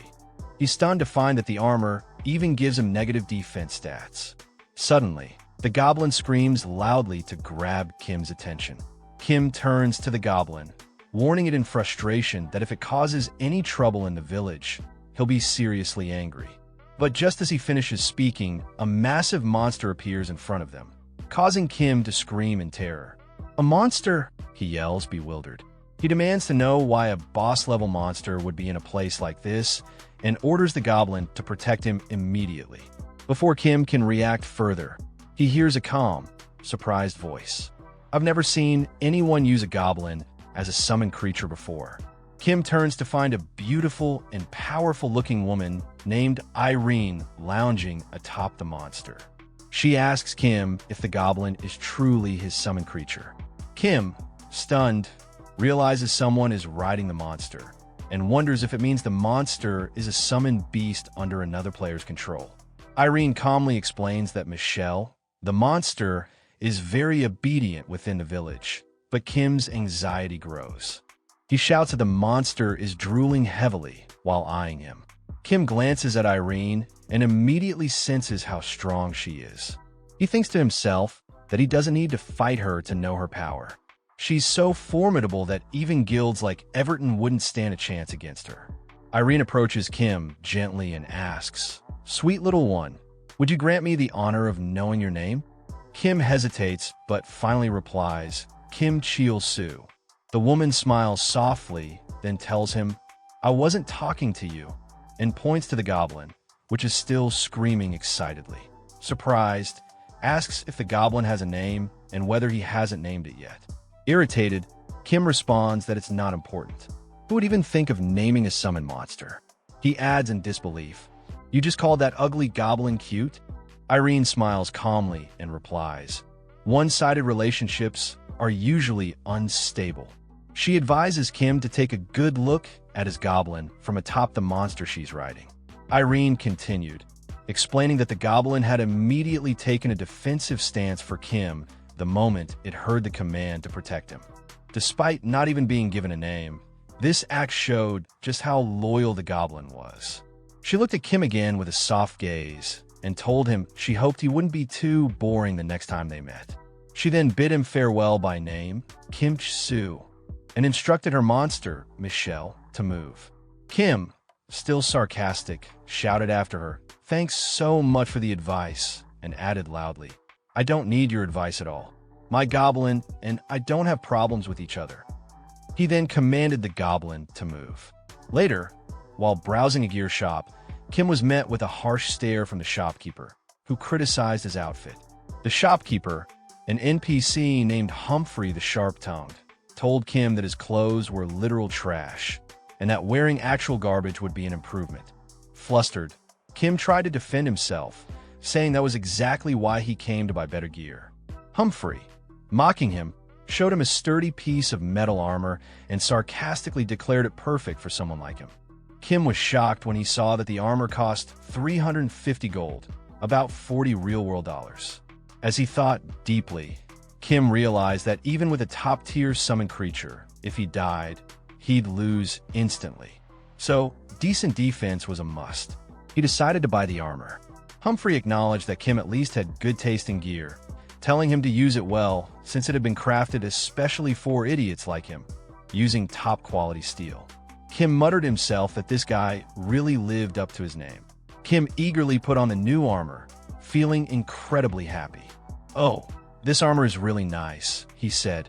But moments later, he screamed in frustration and rage when he realized he couldn't move at all due to the armor's weight.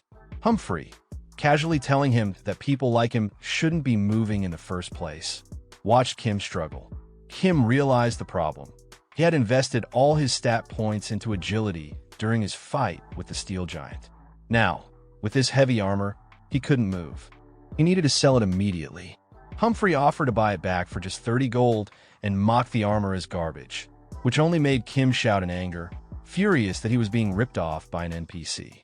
Suddenly, Kim noticed a golden exclamation mark above Humphrey's head. Confused, he asked about it. Humphrey began looking around in a panic, saying he couldn't find anything. Then, he discovered that his special blacksmith hammer was missing and screamed in frustration, saying he couldn't craft anything without it. Kim, unfazed, coldly told Humphrey that he had plenty of other hammers, but Humphrey insisted that this hammer was different, that he needed it back right away. Humphrey explained that the hammer was located in the underground waterway dungeon near the village entrance and firmly asked him to go retrieve it for him. A message appeared in front of Kim, notifying him that he had received the quest, Humphrey's problem, with the reward being the ability to refine materials to craft armor. Kim suddenly realized why the materials he obtained from the hidden monster were so valuable. They could be turned into high-tier equipment. He grinned wickedly, accepted the quest, and confidently repeated the dungeon's name, Underground Waterway.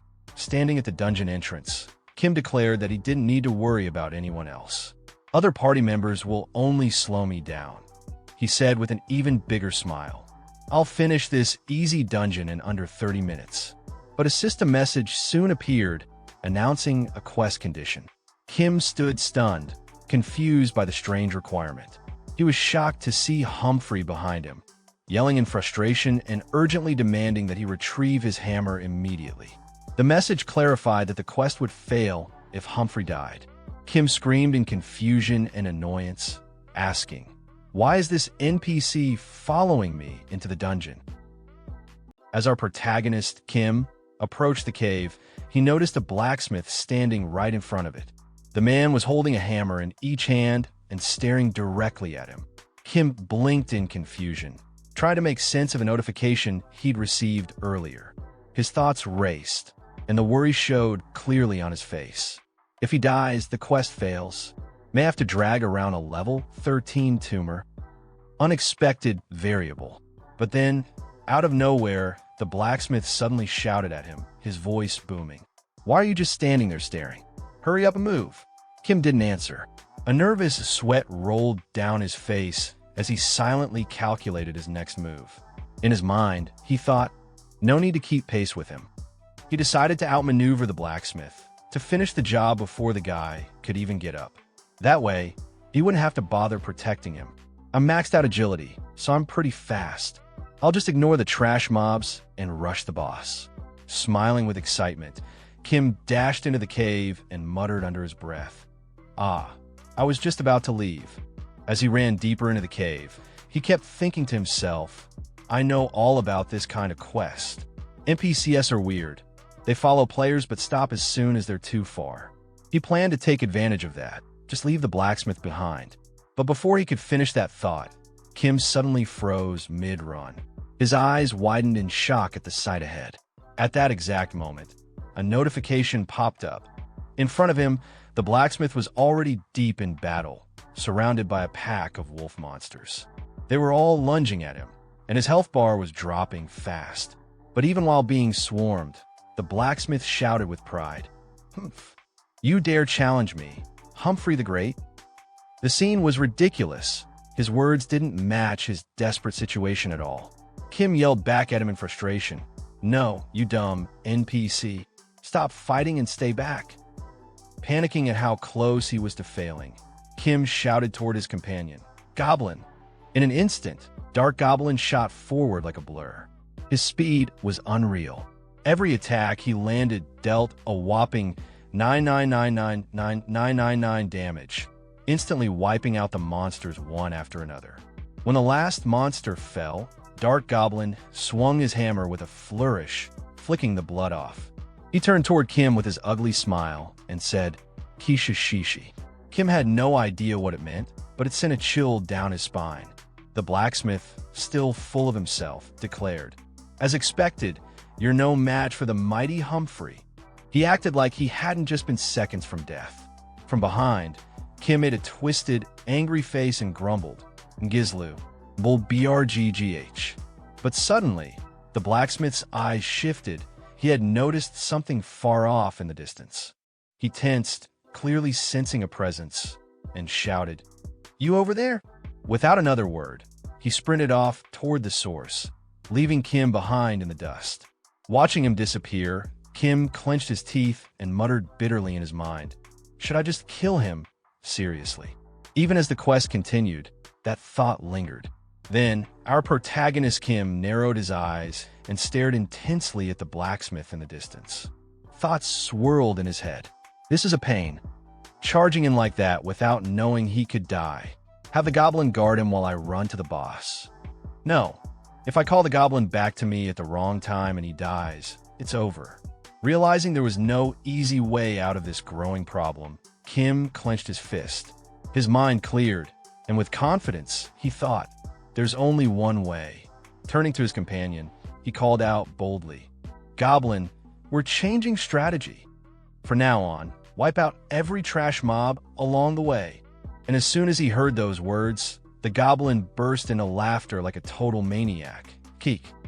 Meanwhile, deeper inside the kid dungeon, the blacksmith stood tall, his hammer in each hand, facing off against a horde of rat monsters. His eyes were wild as he growled, "These filthy bastards. Not only did they claim Phoenix El Barsa's territory, they even stole my hammer." With a furious roar, he leaped forward to attack, shouting, "I'll wipe them all out." But just before he could even land a single hit, Dark Goblin appeared like a blur, his face twisted into that same ugly grin, his long nose leading the way. He effortlessly slaughtered the monsters before the blacksmith could even swing. Still, the blacksmith kept charging in, blindly attacking empty air as if it were full of enemies. He bellowed, "Take my ultimate technique." In front of him, the goblin continued his rampage, killing every rat with max-level speed and overwhelming force. Back a little, Kim stood with his hands on his waist, grinning confidently. "All right, it's been a while since I've gone all out." "All right." He took a breath and nodded. "It'll take more time than expected, but it's definitely safer to clear everything on the way.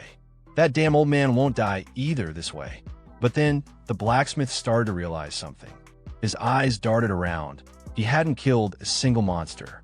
Frustrated, he turned and saw Kim glowing with confidence, a soft golden aura radiating from his body. The blacksmith clenched his jaw and shouted, "These bastards, are they seriously ignoring me?" Kim tried to calm him gently, his voice soft. "No, they're not ignoring me." But the blacksmith seemed to pick up something in Kim's tone.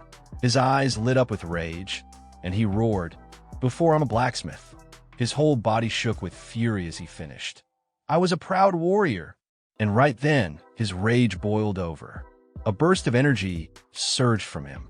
Warcry skill activated, a loud system notification popped up in front of Kim. Seeing that, Kim immediately lost his cool. "You bull-headed bastard." Far deeper inside the dungeon, skeletons that had been resting in silence suddenly jolted awake from the skill's effect. One of them opened its jaw wide and let out a terrifying scream. Cool. In no time, undead skeleton soldiers appeared before Kim and the group, swords in hand, eyes glowing. These weren't weaklings. Their levels were above 30. But strangely, the blacksmith stood right at the front, ready to face them all. His eyes sparkled with excitement as he said, "Did even ancient spirits awaken from my shout? Now, this is finally getting interesting." Kim could hardly believe it. He glared at him and replied, "So what you're saying is that skill just now woke up monsters that wouldn't have attacked if we just walked past?" Frustration exploded from within Kim. His voice was sharp and loud. "You're telling me we're supposed to clear a quest like this now? I'm very pissed off right now. This better be your last trolling stunt, right?" Keek! Dark Goblin cackled wildly, picked up a nearby stone, and gripped it tightly in his hand. Then, with a powerful toss, he hurled it at the skeleton soldiers. The stone landed with a massive impact, instantly killing them all. But even after that impressive display, Kim's irritation didn't fade. He muttered coldly, "If you mess with me again like this, I'll kill everything, quest or not." Time passed. 3 exhausting hours later, our protagonist was staggering through the dungeon with his companions. His face dripped with sweat, completely out of stamina. Kim Kyolsu had now reached level 37, but with that came a price. His face, already far from handsome, had somehow become even uglier. Every step he took, he leaned against the rough stone walls of the dungeon for support, thinking bitterly to himself, "This insane bastard. He just won't stop trolling." Bringing him along makes this feel like hard difficulty dungeon mode. Suddenly, out of nowhere, the blacksmith spoke up. "I'm still Humphrey." But just then, click. Unknowingly, Kim stepped on something. A sharp noise echoed through the corridor. Startled, he looked down. What was that sound? Behind him, the blacksmith's eyes widened in panic. He screamed out, "Dodge it! It's a trap!" A golden flash erupted from the side of the room. In an instant, 3 glowing arrows launched through the air, headed straight for Kim. Without hesitation, Kim grabbed his overpowered goblin and yanked him up like a living shield, yelling as if casting a powerful skill. The arrows slammed into the goblin's tough frame, splintering and scattering across the ground. The danger passed. Kim stood there trembling slightly, sweat rolling down his face as he exhaled. That startled me. Why did a trap suddenly activate? I didn't even do anything. Then he glanced at the floor and spotted the skeletal head he had unknowingly stepped on. That was the trigger. Just as he started to calm down, his heart skipped. He turned his head and saw the blacksmith. An arrow had pierced directly into his chest. Blood was dripping slowly from the wound and from the corner of his mouth. The blacksmith gritted his teeth, staring ahead with a grimace. "Guh, you cowards. That garbage ditched me to save himself." Hearing those words, Kim's face tightened. He clenched his teeth, his body shaking with frustration. Then, a system notification blinked in front of him. He watched helplessly as Humphrey's health dropped, second by second, until it finally hit 0. A final notification appeared. The silence that followed was broken by a sudden, wild scream. Kim snapped. He charged out of the dungeon like a deranged beast and stormed into town, shouting at the top of his lungs, "I'm gonna kill him again! You crazy f***ing blacksmith! You're already dead, but I'll kill you anyway." As Kim tore through the city streets, a mysterious figure watched him from above, quiet, still, and intense. Eyes narrowed like blades, the man stared down at Kim and muttered in a low, threatening tone, "Finally found you." His gaze sharpened even further as he spoke the name. Scheme Kool-Soo. When the protagonist finally arrived at the blacksmith shop, he skidded to a dramatic stop, just like a hero from the movies, and shouted the blacksmith's name. Humphrey, the blacksmith, noticed him standing outside the shop and immediately reacted to the gear he was wearing with a sharp, critical glare. With a mix of shock and annoyance, he insulted the protagonist harshly. In response, the protagonist smiled devilishly, holding up the goblin in his hand like a toy, and replied with mocking confidence. But surprisingly, instead of continuing the argument, Humphrey abruptly changed the topic and thanked him for retrieving his hammer, as if he hadn't just insulted him seconds before. The protagonist, baffled by the sudden shift, reacted loudly in disbelief.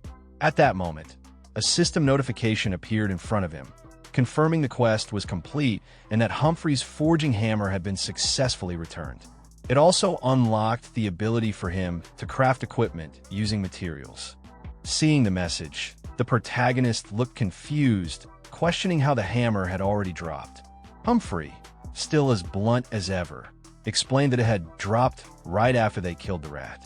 Hearing this, the protagonist erupted in anger, demanding to know why this information was being revealed only now.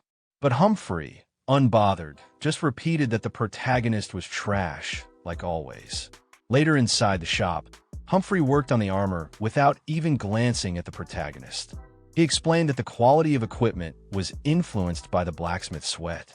As he hammered away, he instructed the protagonist to watch carefully, stating that high-quality materials in the hands of a skilled blacksmith are reborn into something greater.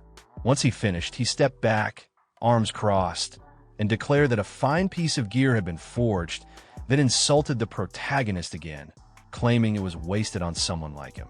The protagonist looked at Humphrey's calm expression and pointed out that he hadn't even broken a sweat, questioning the earlier claim about sweat being important. Humphrey, dead serious, responded that's exactly why the quality was low. When the protagonist put on the armor, he looked at his hands, eyes wide with excitement, a bead of sweat sliding down his face. In his mind, he was overwhelmed by the thought that this was his very first rare armor, rarer even than loot from a hidden dungeon, and crafted from materials dropped by a hidden boss raid. As he admired the armor, players started gathering around him, clearly in awe, though he didn't even notice. He was too busy marveling at the armor. A system panel appeared, listing the item stats: rare blue steel light armor, with level and agility requirements, and a chance to activate skill. Just then, Humphrey reappeared and told the protagonist he wouldn't be taking money for this one, adding that he didn't want any disgusting gratitude. The protagonist, without missing a beat, retorted that he hadn't planned to pay anyway. Suddenly, a system notification popped up. PK mode had been activated. Though the protagonist hadn't done anything, his instincts kicked in and he immediately sensed danger. A sharp blade suddenly appeared from behind him. He dodged just in time, turning to see the same man who had been watching him run through the city earlier. Seeing that the attack had failed, the man paused. The protagonist, still trying to process what had just happened, questioned the sudden aggression. The man, with a confident air, acknowledged the dodge and accused the protagonist of being strong enough to have left a certain young woman half dead. A crowd started to gather as the man's accusations drew more attention.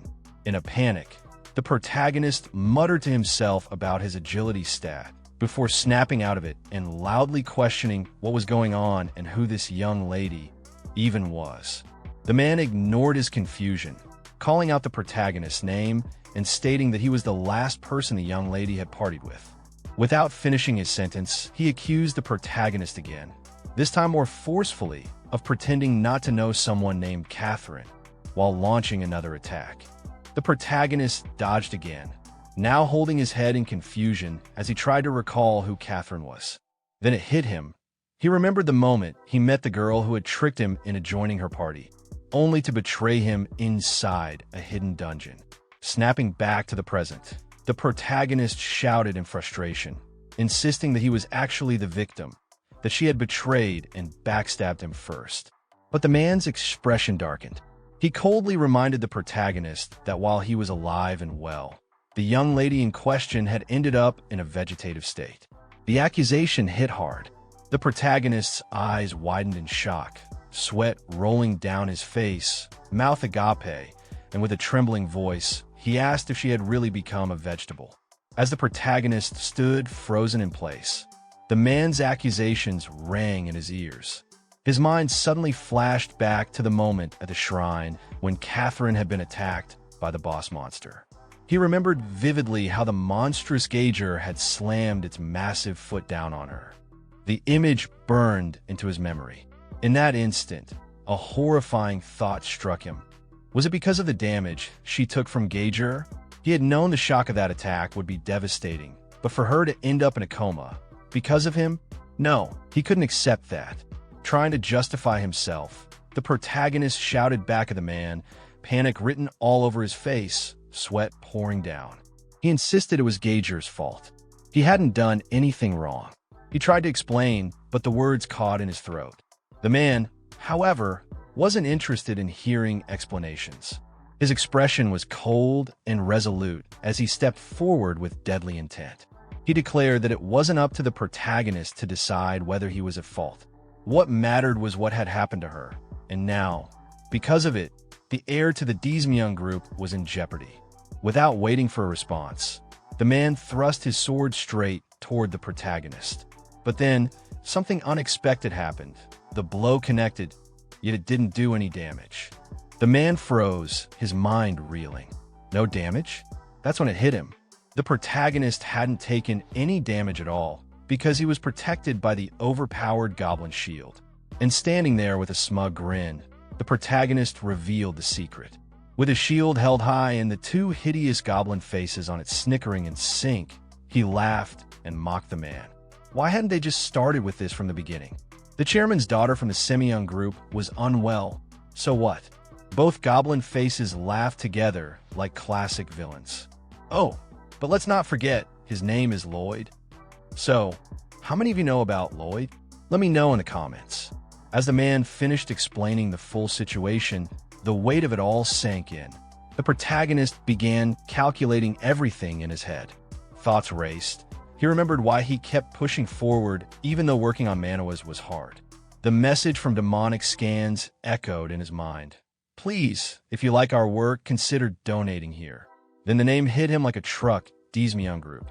Cars, phones, semiconductors, and soon, more. A massive conglomerate known not just in Korea, but all around the world. Just getting a job, there was considered a major life achievement. And now here he was, sitting in a hospital room, staring at the unconscious daughter of that conglomerate's chairman. Her body lay still on the bed, an oxygen mask strapped to her face. He couldn't believe it. She had collapsed while running a party with him, and now she was lying there like that. Because of a game, the man across from him finally broke the silence. He questioned the protagonist directly, asking whether the young lady was really attacked by a level 80 monster in a hidden dungeon. Nervous, the protagonist stammered. Sweat rolled down his face as he struggled to answer. He muttered a clumsy explanation, saying yes, probably. Maybe it was the trauma of total incapacitation. That's what she must have gone through. But the man wasn't convinced. He leaned in, voice sharp, demanding to know how the protagonist managed to escape, especially when he had only been level 3 at the time. Meanwhile, the girl, who was close to level 40, ended up like this. How was it that he came out unscathed? Panicked, the protagonist blurted out more excuses. He claimed he'd changed to a hidden class and barely escaped. Said it was just luck. Then, in a moment of guilt, he admitted she should have been the one to get the class, not him. Looking down at the girl again, he thought to himself that the doctors had done everything they could. They'd given her the utmost care, but she still wouldn't wake up. If it were him in her place, he knew he'd be long dead. The man's expression darkened. He repeated the impossible scenario, how a level 3 player had gotten a hidden class and escaped from a level 80 monster. That wasn't some miracle cure, he pointed out. The protagonist could only laugh awkwardly, rubbing the back of his head. Then, as if grasping at something, he asked carefully, was there barely any chance she'd recover? But the man shot back sharply, warning him to watch his mouth. She wasn't dead, just unconscious. He explained that even the best doctors had said the same thing. They didn't know why she wouldn't wake up. For now, there was nothing more they could do. Hearing that, the protagonist's expression fell. He looked at her and muttered, so they were just supposed to sit and wait for her to wake up? Then, almost hesitantly, he pointed out that since the injury happened inside the game. The man turned and looked at him intensely, not saying a word. Still, the protagonist pushed on. What if they tried to heal her through the game? The man adjusted his glasses and told him to continue. So, the protagonist began explaining further, making a thoughtful pose and holding his chin. He claimed to have read an article once, something from the US, about a person who had lost consciousness and was about to be given up on by their family, but they regained consciousness while logged into Heaven's Gate. Something like that. But even as he spoke, he knew it was a lie. He said aloud it was a long shot like a 1 in 9. 9 million chance, and laughed it off. But inside, he admitted to himself, I'm lying to these desperate people right now. Then, with a shift in his tone, he put on a serious expression. He gently took the man's hand and, feigning concern, said with gravity, but instead of just sitting here doing nothing, shouldn't you at least try grabbing at straws? Because deep down, the protagonist thought bitterly. They lied to me too. And even though our protagonist's concerned expression was fake, he didn't realize just how convincing it looked. The man stared at him in silence for a moment, seemingly contemplating something deeply. Then the scene shifted. Next day, inside the game.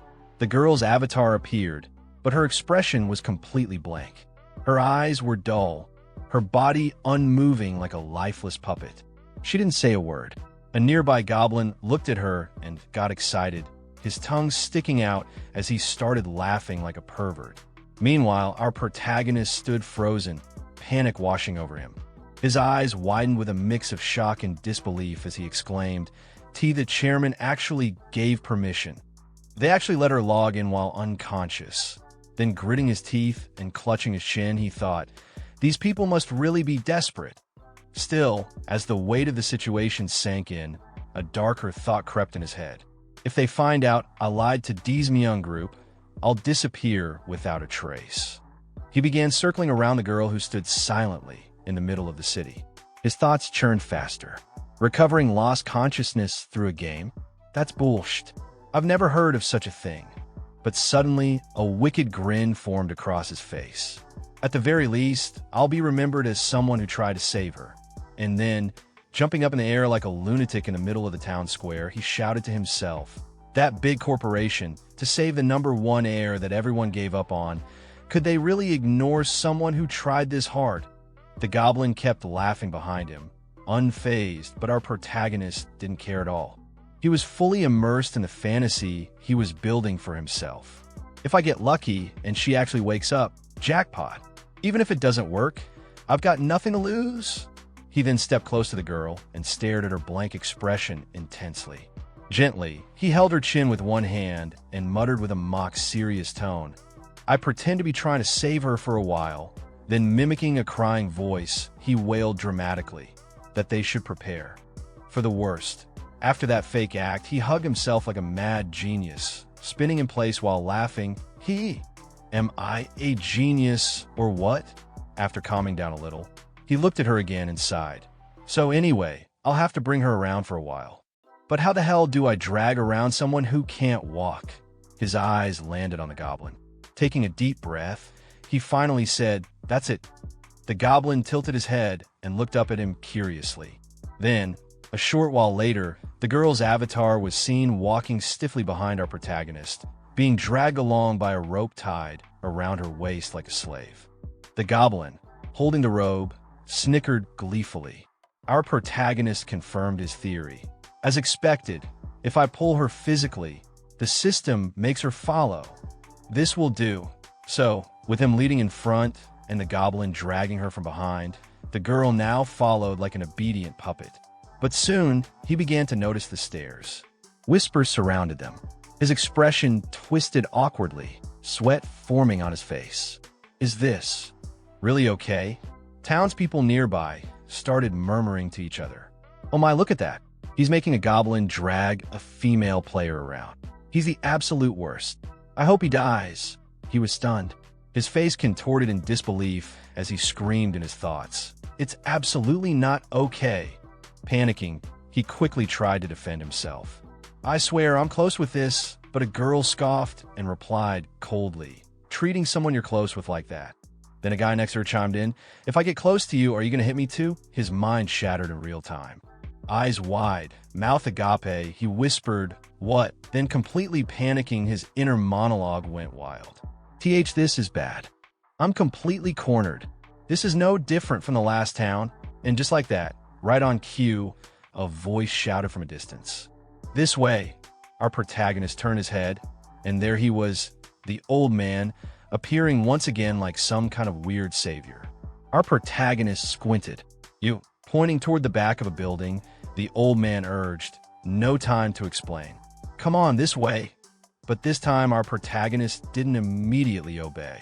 Instead, he crossed his arms and raised an eyebrow with a cocky smirk. Explain. Unless you want to die. Didn't expect to run into you again. As they continued walking through the area, Scheme suddenly halted. With suspicion in his eyes, he turned toward the old man beside him and addressed him directly, calling him by a known nickname. The old man, unfazed by the insult, confirmed his identity with a calm demeanor. Scheme immediately linked the goblin from earlier to the old man, confirming his suspicion about it being a summoned creature. Ignoring any attempt from Sungryul to explain further, Scheme went straight to questioning his motives. He acknowledged the old man's assistance, but made it clear that he didn't trust him or his guild. He directly asked what the Evaton guild was scheming this time. Sungryul leaned against the wall, clearly annoyed by the assumption. He explained that the guild had only assembled for a raid and that they didn't stay together consistently. Scheme didn't press the point further and brushed off the topic altogether. Meanwhile, the goblin, who had been dragging the unconscious girl by her robe, looked towards Sungryul with a faint smile. Scheme turned back to the old man and questioned whether he acted as a scout for the Evaton guild. He asked for information about the region, admitting he was still unfamiliar with it. Sungryul, considering the request, suggested they move to a different location before beginning his explanation. He then walked ahead, passing through a laser-guarded pathway and gesturing for Scheme to follow. Sometime later, a system notification appeared in front of Scheme, stating that player kill mode had been activated. In the aftermath, Scheme stood with his hand bloodied, while the old man lay injured on the ground, his body scarred and battered. Despite his condition, Sungryul began explaining what little he knew about the Fjornale region. He revealed that boss raids in this area didn't follow the usual monthly schedule. Like in the game Rev, instead, they required specific conditions to be met. He then questioned Scheme's obsession with dungeons, noting his intense behavior whenever a dungeon clear was delayed. Scheme, sweating from anxiety, stammered out a reason, claiming it was all about money, since tougher dungeons paid more. Internally, however, he kept the real reason to himself. He was exploiting a bug for profit. Despite the tension, Sungryul offered some genuine advice. He emphasized that progression should follow a certain order and reminded Scheme that he had only just entered the Fjornale region. He recommended starting in Phoenix El Baysar, a royal city where the game's main quest line could be taken on and where even high-level players frequently traveled. Hearing this, Scheme became instantly ecstatic. He shouted in excitement, finally realizing the importance of the main quest. In a frenzy, he grabbed Sungryul by the collar and shook him, berating himself for not thinking of it earlier. Then, energized by the revelation, he turned and declared that they were heading out, ready to go, with the goblins. But something was wrong. He quickly noticed the girl was missing. Confused, he looked toward the goblin, stunned in his silence. In a moment of desperation, he asked about her whereabouts. Meanwhile, in a white, featureless space, the girl stood motionless, blank-eyed, like a puppet. Two men stood in front of her, both eyeing her with twisted interest. One commented on her looks and questioned why she was with Scheme's group, suggesting they treat her better. The other noticed her high-quality equipment and pointed out mockingly. Their leader speculated that she had simply logged in with valuable gear and left her device unattended. Noting her lack of resistance, he shifted the blame onto her and rationalized their actions. The two men moved in closer, practically drooling, pretending they wanted to call guards for her protection, while clearly implying something far more sinister. Panic surged through Skim's mind as he sprinted through the streets, searching desperately for the missing girl. His thoughts raced, weighed down by dread. If she took any damage while unconscious, he knew he wouldn't be able to explain his way out of this one. Not this time. Just then, his communication device buzzed. It was a video call from the man with the glasses. The man's first words were laced with suspicion as he asked whether the girl was safe. Skim, panting and exhausted, forced out a weak, breathless confirmation. But the man didn't buy it. He immediately demanded proof. He wanted to see her face.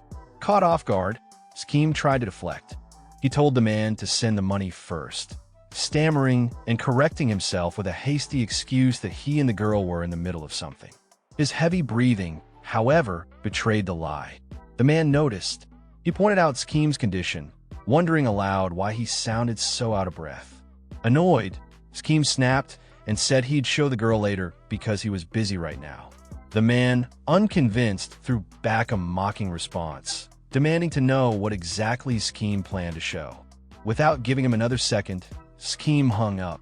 Staring at the ended call, the man muttered angrily, calling Skim a bastard. An older man sitting beside him remained calm and unbothered.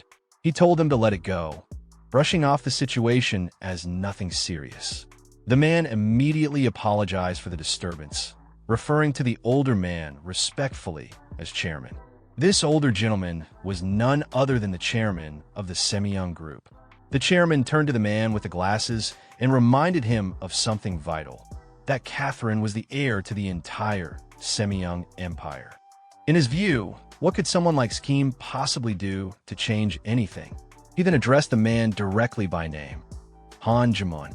Han, still visibly concerned, asked the chairman why he would trust someone like Skim with the young lady's safety. If healing her inside the game was really possible, wouldn't it be better for them to take care of her directly? The chairman, however, was unmoved. He brushed off the idea of treatment, saying it was hopeless anyway. If Catherine were to die, he said, what difference would it really make? Han's eyes widened in shock at the cold response. Continuing, the chairman reflected on Catherine's life. She had lived bound by the expectations of the semi-young bloodline, never able to make her own choices. The only thing she had chosen freely was entering heaven's door. That virtual world was her escape. It gave her the freedom she never had in reality. To him, it was far better that her final sight be something of her choosing, rather than the ceiling of a hospital room. Back in the game, Skim kept running through the massive city, frustration bubbling up. The game's realism was overwhelming. Even the sensation of running out of breath was simulated. He cursed the size of the town, questioning how he was ever going to find her in a place this huge. Then, an idea sparked in his mind. He recalled something strange that had happened in the dungeon earlier.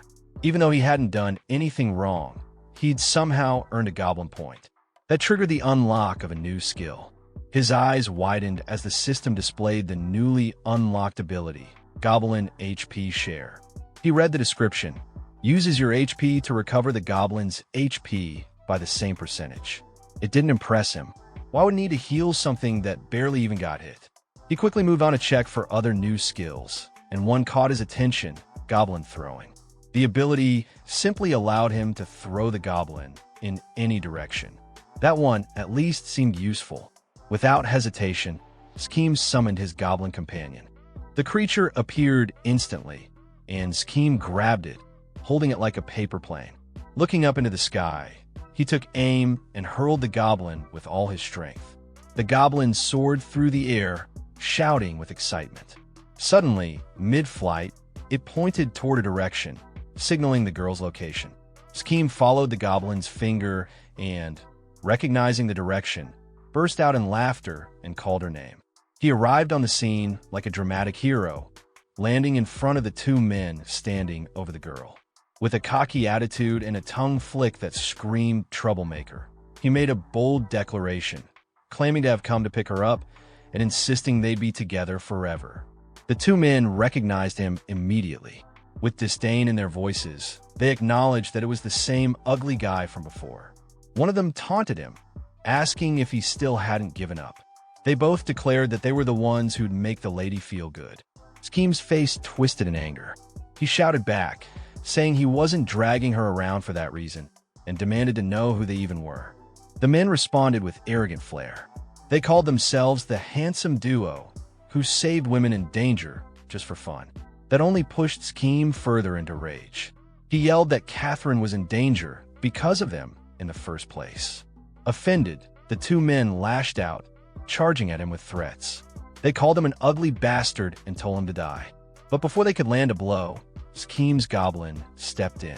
With swift, brutal efficiency, the Goblin beat both of them down. In an instant, the arrogant duo was lying unconscious on the ground, covered in blood.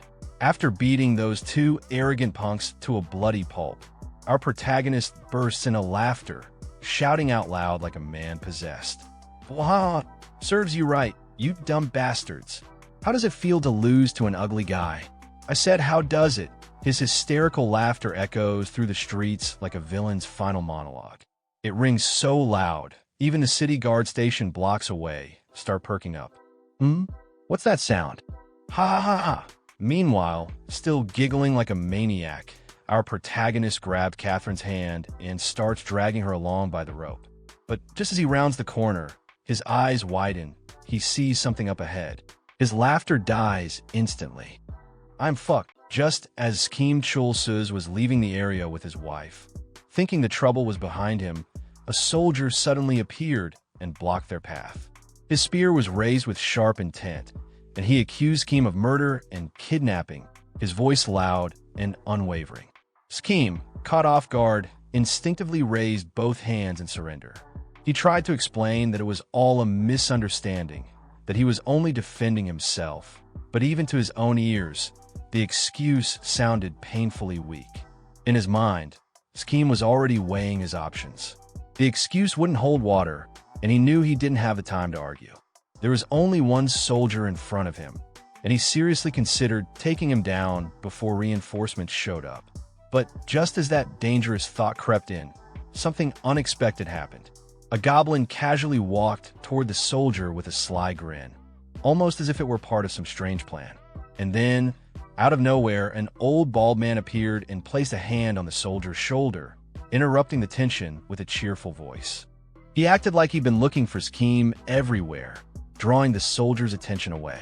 Scheme's eyes widened in disbelief. He recognized the old man, a smooth-talking liar he'd encountered before. Confused and suspicious, he asked what the man was doing here, but the old man leaned in and quietly warned him. Killing a god NPC, he explained, would trigger consequences far worse than Scheme could handle. If Scheme didn't want to be relentlessly hunted by NPCs, he needed to stay calm and play along. The old man promised to handle the situation. With surprising confidence, the old man then turned to the soldier and thanked him for his service. But the soldier wasn't convinced. He eyed the old man cautiously, questioning their connection and growing more suspicious by the second. When he noticed the pouch hidden behind the old man's back, he demanded to know what it was. In response, the old man activated a skill, NPC gifting. This ability was meant to improve relationships with NPCs through thoughtful presence. Holding out a pouch of gold, he placed a friendly hand on the soldier's shoulder and offered it as a silent bribe, hoping to settle things peacefully. At first, the soldier was stunned by the amount of gold, but the moment passed quickly and his expression twisted with rage. Grabbing the old man by the collar, he exploded in fury, shouting at him for trying to bribe an honest man. What was meant to raise goodwill had the exact opposite effect. Their relationship level dropped instantly. Scheme watched the whole thing unfold in stunned silence. The soldier arrested the old man on the spot, while leaving him completely untouched. For a brief moment, Scheme stared at the scene with a strange mix of confusion and gratitude. Somehow, that slippery old man had managed to get arrested in his place. And as the soldier dragged him away, Scheme couldn't help but wonder. Was he actually a good guy after all? Sometime later, Scheme Chulsuz found himself standing at the gates of the Grand Palace, frustration bubbling as he argued with one of the soldiers guarding the entrance. He asked, almost demanding, why he wasn't allowed inside. But the soldier didn't even flinch, his expression remained blank, and his answer was firm. No means no. Scheme tried again, insisting that the main quest was supposed to begin here, inside this palace. But he was met with the same unshakable silence. Then, from nearby, a relaxed voice cut through the tension.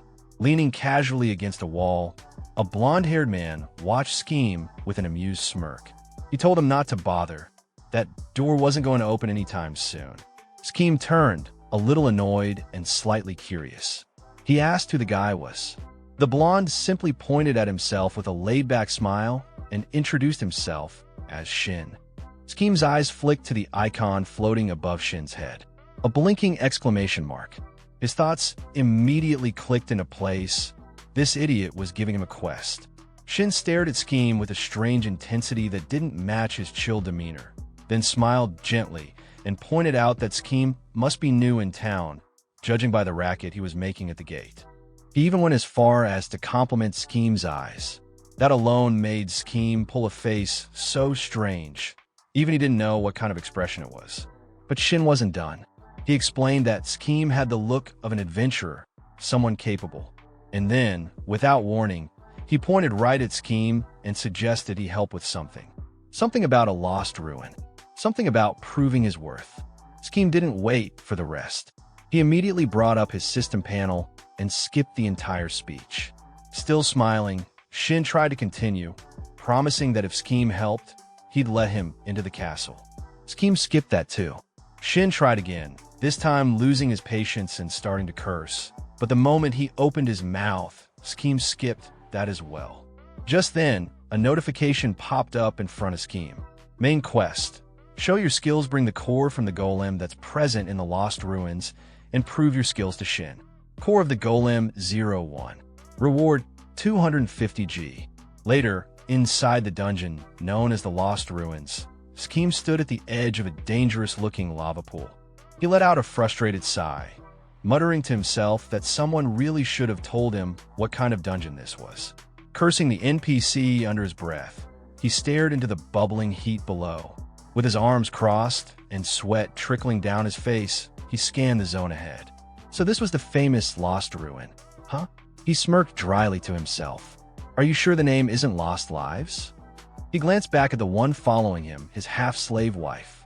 Knowing he couldn't leave her behind, he calculated his approach. With his maxed-out agility, getting across would be a breeze for him alone. But this time, he had to make it through while ensuring she stayed completely safe without taking a single hit. And that made all the difference. Standing at the edge of the lava pool, Scheme Chulsuz let out a sigh and waved his hand. Even though he didn't particularly like the person behind him, he couldn't stand the thought of her getting hurt. Muttering to himself, he admitted, I don't like you, but I don't want to deal with you getting hurt either. He handed the rope to the goblin beside him and instructed, Here, goblin, I'll call you with Rally, so keep a hold of that leash.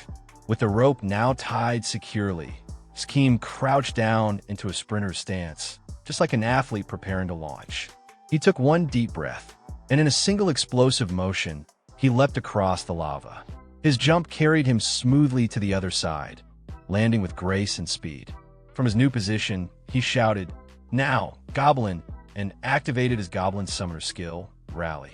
Responding instantly, the Goblin grinned that usual ugly grin and jumped with surprising energy. With one solid bounce, he made it across and landed clumsily but safely in front of Scheme. But the girl, his half-slave wife, was still stranded on the far side, with a rope still tied to the goblin. Scheme gave a small, satisfied smile as he watched the plan in action. Oh wow, this really is a useful skill, he thought, impressed. But then everything started going wrong. The goblin, noticing the rope was still connected, turned to look back. The sudden tautness of the rope, combined with the pull from the goblin's landing, caused the girl to get yanked forward, dangerously close to the edge of the lava. Her feet stumbled forward, nearly sliding straight into the molten pool. Schem's eyes went wide. "No, she's falling in," he shouted. Panic surged through his voice. "Goblin, do something, damn it." The goblin, confused but trying to follow orders, pulled hard on the rope. Too hard. The girl went flying through the air, flung across the lava like a rag doll. Scheme froze in disbelief, his hand over his face, peeking through the gaps in his fingers as she crash-landed on the ground in front of him, in a ridiculous, tangled-up position. He stared at her in horror. "Catherine," he called out. His expression shifted from stunned to pure panic as he dropped to his knees beside her. Her eyes were shut, and she wasn't moving. "Hey, wake up. You can't die in a place like this, or I'm completely screwed." His voice cracked with urgency. "Please, get a hold of yourself." But Catherine wasn't hearing him. Somewhere in her unconscious mind, she was reliving a dark, buried memory. She saw her home. Her father stood before her, holding a golf bat in his hand, anger twisting his face. "You came home late because you were out with your friends?" he said coldly. "I've told you many times, friends at your age are nothing but fleeting, worthless nobodies who were bound to be forgotten." Tears welled up in her eyes as he raised the bat. "With your shortened skirt and makeup that makes you look like some whore," he snarled, "have you decided to live the same way as those subhuman filth?" His voice echoed louder and harsher. "What will people think of me when they find out I have a daughter like this? I'll teach you a lesson today. You are my only flaw." Catherine had fallen to the floor, sobbing, hands clasped together as she begged. "I am sorry. I won't do it again. I'll never do it again." Catherine kept crying, apologizing again and again, begging for help. Her voice broke as she cried for the only person she hoped could save her. Mom, Dad's trying to kill me," she screamed, voice trembling in desperation. "Please stop him. Please do something." The only response was silence. Her mother watched from behind a closed door, hiding, refusing to intervene, and then quietly left the room. The father's gaze turned cold and threatening as he looked at Catherine, saying she was his only flower, his possession. Suddenly, the scene shifted to the present. Our protagonist, Scheme Chul-Suz, called out Catherine's name, sweat dripping down his face from the tension. A goblin nearby made a strange, sharp noise, and Scheme shot back with a sarcastic comment, mocking the idea that someone like the goblin would ever experience the warmth of a woman, and even joked that it should take this chance to perform mouth-to-mouth resuscitation. But inside, Scheme was sweating nervously. Mouth-to-mouth? In this game? He knew it wasn't possible to actually blow air and feel touch here. Still, when he looked down at Catherine's blank, lifeless face, he thought maybe it didn't matter. She was already gone. Maybe trying was worth a shot. Kneeling beside her, he gently held her face, recalling stories about a mysterious healing technique called Nice Samurami, or something like that. Maybe the mental shock of his attempt could jolt her awake. He told himself this wasn't about any selfish desire. It was the right thing to do. He was performing CPR, trying to bring her back. Just as he leaned in, almost touching his lips to hers, a sudden interruption appeared. The butler, Paul, popped up on a video call panel in front of him, cutting through the tension without any greeting. Without missing a beat, Paul bluntly asked how the lady was doing, adding a sharp curse for good measure. As soon as the butler appeared on the video panel, Scheme panicked and shouted, "Manhwa?" The butler. The sight of him alone was enough to jolt him into full-blown anxiety. But Manhwa wasn't here to chit-chat. With a deathly serious glare, the butler stared him down. "So this is what you wanted to show me. I'll kill you." Scheme frantically waved his hands and tried to explain. No, I swear she's fine. She's not dead at all. Please, just listen." But Manhwa wasn't fooled. His tone was sharp but controlled as he cut through the chaos. "I'm well aware that she's doing fine. I'm logged into the game right now for work. The medical team's sending me her real-time vitals. Her gear is the best available for her level. Unless you somehow end up in a hidden dungeon, she won't take any lethal damage." That hit Scheme like a wave of relief. So, she wasn't dead. Not even close. Manhwa continued, his voice colder now. "The reason I'm here is simple. I'm making sure not even a single strand of your filthy hair touches the young miss while she's unconscious. Now show me how she's. Before he could finish, Scheme smashed the call panel and ended the call on the spot. There was no way he was letting that conversation go any further. On the other side, Manhwa stared at the blank screen, fists clenched, teeth grinding. His anger didn't need words. Meanwhile, Scheme turned toward the goblins and said flatly, "You heard him." The goblins, with their glowing eyes, turned to look at Catherine, Scheme's half-slave wife, with wide grins on their faces. Scheme let out a tired sigh. "We're running to the boss room. Full speed. Let's go." The goblins cackled in response, and just like that, they were off. Moments later, inside a dimly lit dungeon, Scheme was sprinting for his life, dodging traps and evading a massive rolling boulder. In a panic, he grabbed Catherine, still unconscious, and without hesitation, used her like a skateboard. Standing on her back, he slid across the dungeon floor, dodging obstacles while the goblins acrobatically avoided traps. At this point, I don't know about you guys, but I'm starting to think even dumber than a goblin. A little while later, the team came to a broken bridge. With no hesitation, one of the goblins hurled Catherine across to the other side. She landed with a solid thud. Then, tying a rope to her, the goblins created a makeshift line and helped Scheme cross safely by crawling across like a tightrope artist. Finally, they reached the boss room. Standing before them was a massive golem. Scheme, still full of chaotic energy, grabbed Catherine once more, this time using her as a weapon, and hurled her straight at the golem like a human javelin. The golem reacted instantly, punching her midair and knocking her flat. Scheme's face went pale. Beads of sweat rolled down his cheeks. In his head, all he could think was, "Oh no. I got too excited and just tossed her like a projectile." Right then, a system notification appeared before his eyes. "You have gained a goblin point." He clenched his fists, rage bubbling inside him. Standing beside the goblins, he shouted, "How dare you attack my multi-purpose anti-trap diffuser?" Then, pointing at the golem like a war general, he barked, "Finish him in one hit, goblins." As the goblins charged ahead with crazed laughter, Catherine still sat slumped on the ground in the background, clearly having the roughest day of her in-game life. Just when it seemed like she was completely out, Catherine's hand twitched, barely noticeable, but it moved. Unconscious or not, something inside her was stirring. Back in the middle of the chaos, the golem launched a rocket punch straight at Scheme. The massive fist blasted forward with terrifying speed, and when it hit, an ear-shattering explosion followed. Smoke and dust filled the air, but from within it, one of the goblins emerged with a devilish grin. Without hesitation, the goblin leaped through the smoke and drove its weapon straight through the golem's body with a single, clean strike. Scheme stood with arms crossed, oozing confidence. I'm not even phased," he said coolly. "Now I just need to bring back the core of the golem." But before he could take a step, something unexpected happened. The golem's body, despite being pierced, started reforming.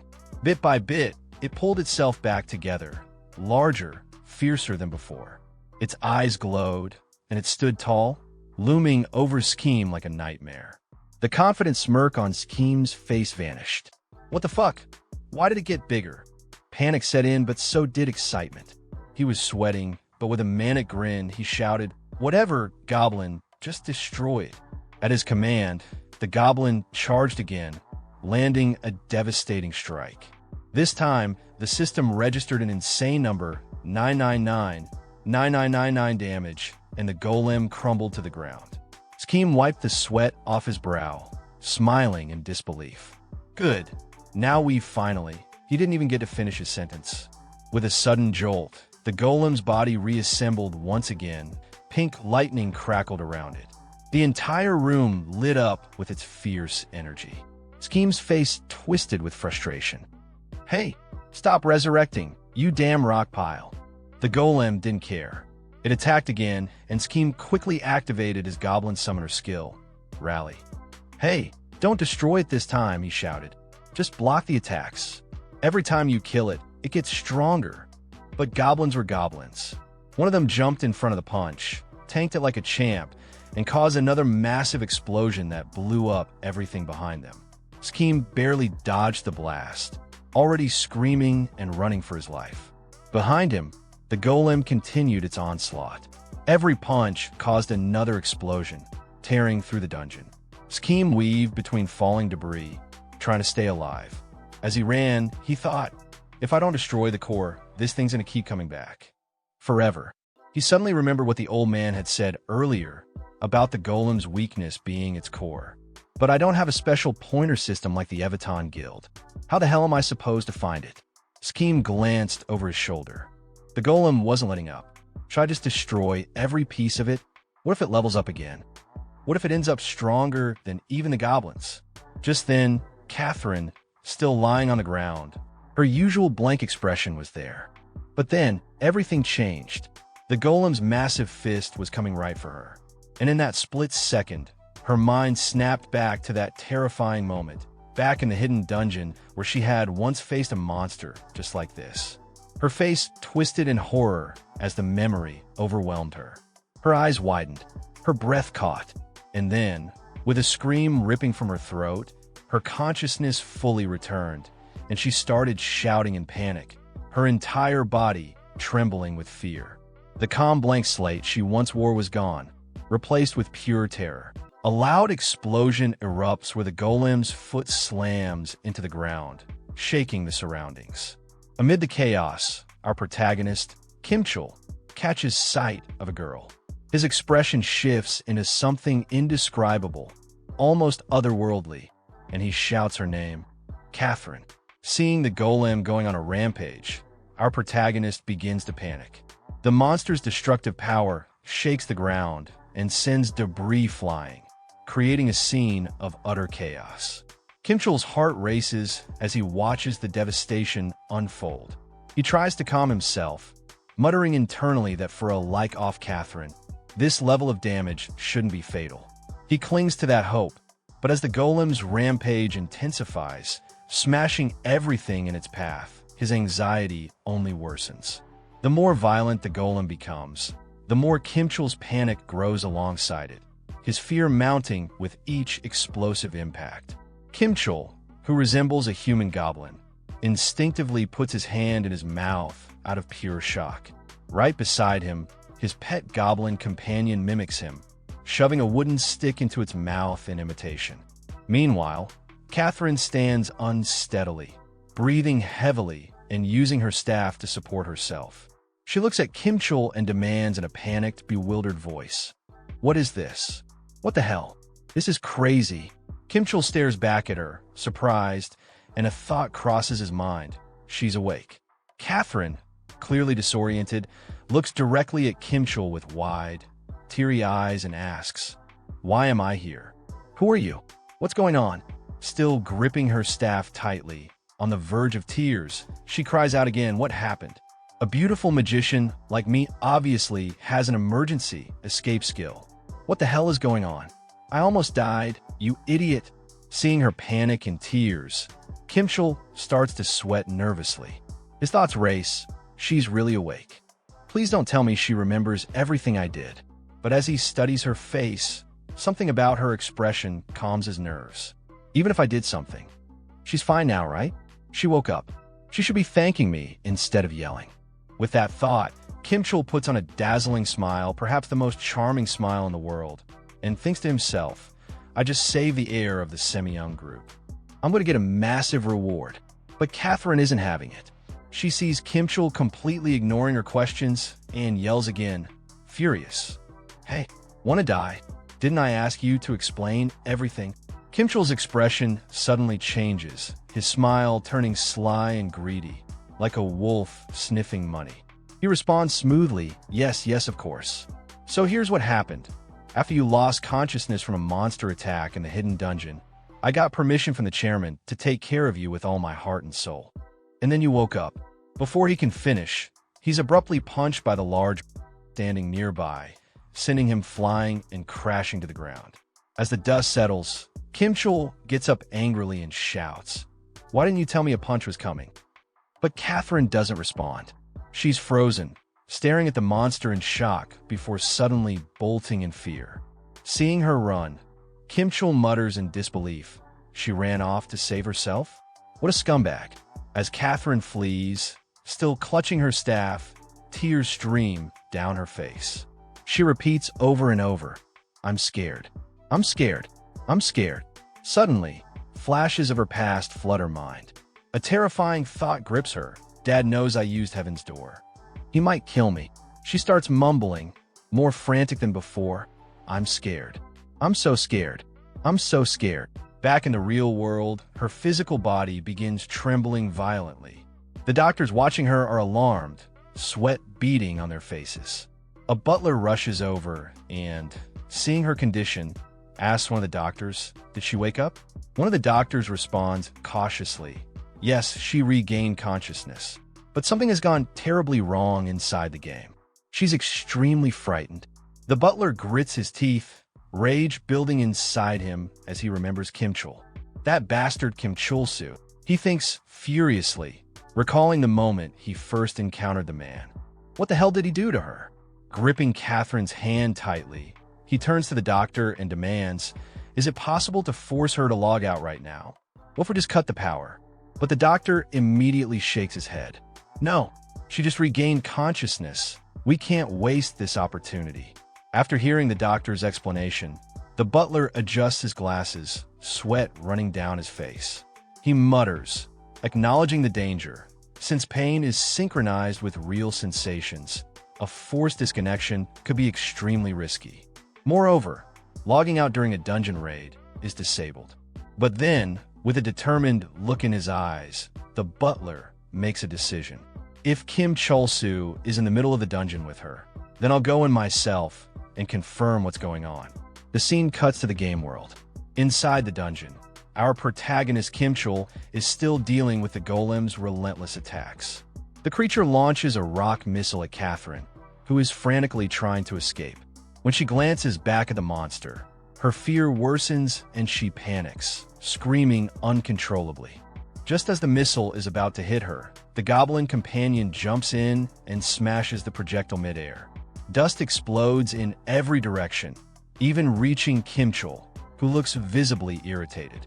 He scolds the girl, telling her she can't possibly outrun the golem at her speed. Then, noticing her condition more closely, he asks if she's okay. Catherine collapses to the ground, her legs giving out as she bursts into tears. "I'm scared. I'm scared," she sobs. Kim Chul approaches and stands in front of her, thinking, what's wrong with her? This is getting out of hand. I need to take care of this before it gets worse. He signals to the goblin, who instantly understands and appears behind Catherine, ready to follow Kim Chul's orders. Internally, Kim Chul resolves to knock her out. She's only a burden like this.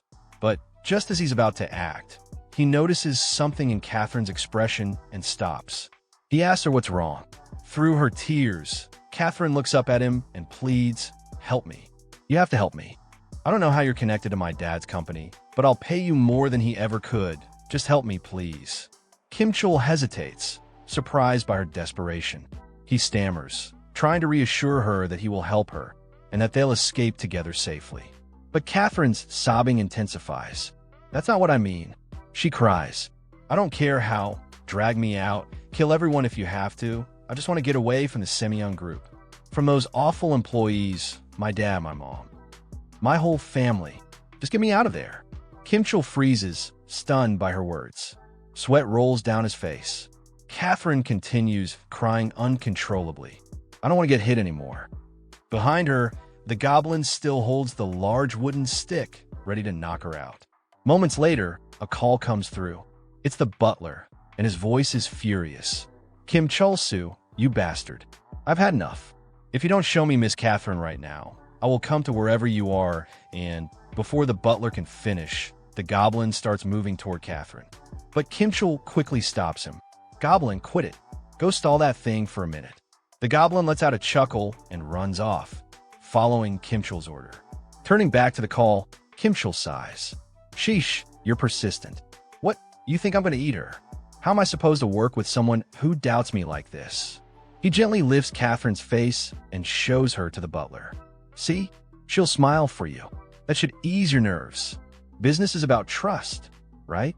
I'm not kidnapping her. I'm helping her recover." Got it? The butler stares at them through his mobile screen. Kimchul insists she's doing fine, so relax. But the butler senses something is off. What's going on here? He wonders. Looking closely at Catherine, he observes her carefully and realizes she doesn't even seem conscious.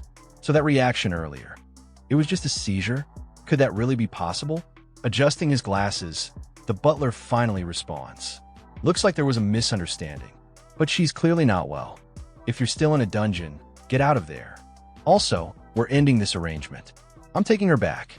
Kimchul's face twists in frustration. He shouts back, you can't just end things like that. This is a critical moment. But the call ends abruptly. Kimchul stares at the blank screen, gritting his teeth. Sorry, but I can't let you pull out like that, mister. He exhales deeply, the tension leaving his body for a brief moment. Man, that scared the hell out of me. Turning to Catherine, he says bluntly, look, I'll be frank. You better keep your word about the money. Still crying, Catherine replies that was a lie. Kimchul's temper snaps. You little. He kneels in front of her, still angry. You got it all wrong. Listen, I need a lot of money. If you don't pay up, I'll tell them you woke up and collect a reward from the Semyon group. Catherine, still trembling, promises through her tears, I'll figure something out. Even if I have to sell all my gear. Just, please keep this a secret. Everything I'm wearing is top tier, super expensive stuff. You can have it. Kimchul looks annoyed. Are you joking? Even if you sell all that, how much could you possibly? He stops mid-sentence as Catherine erupts. 100 million. That one number changes everything. Kimchul instantly stands up, clapping his hands. He shouts to the Goblin, time to work.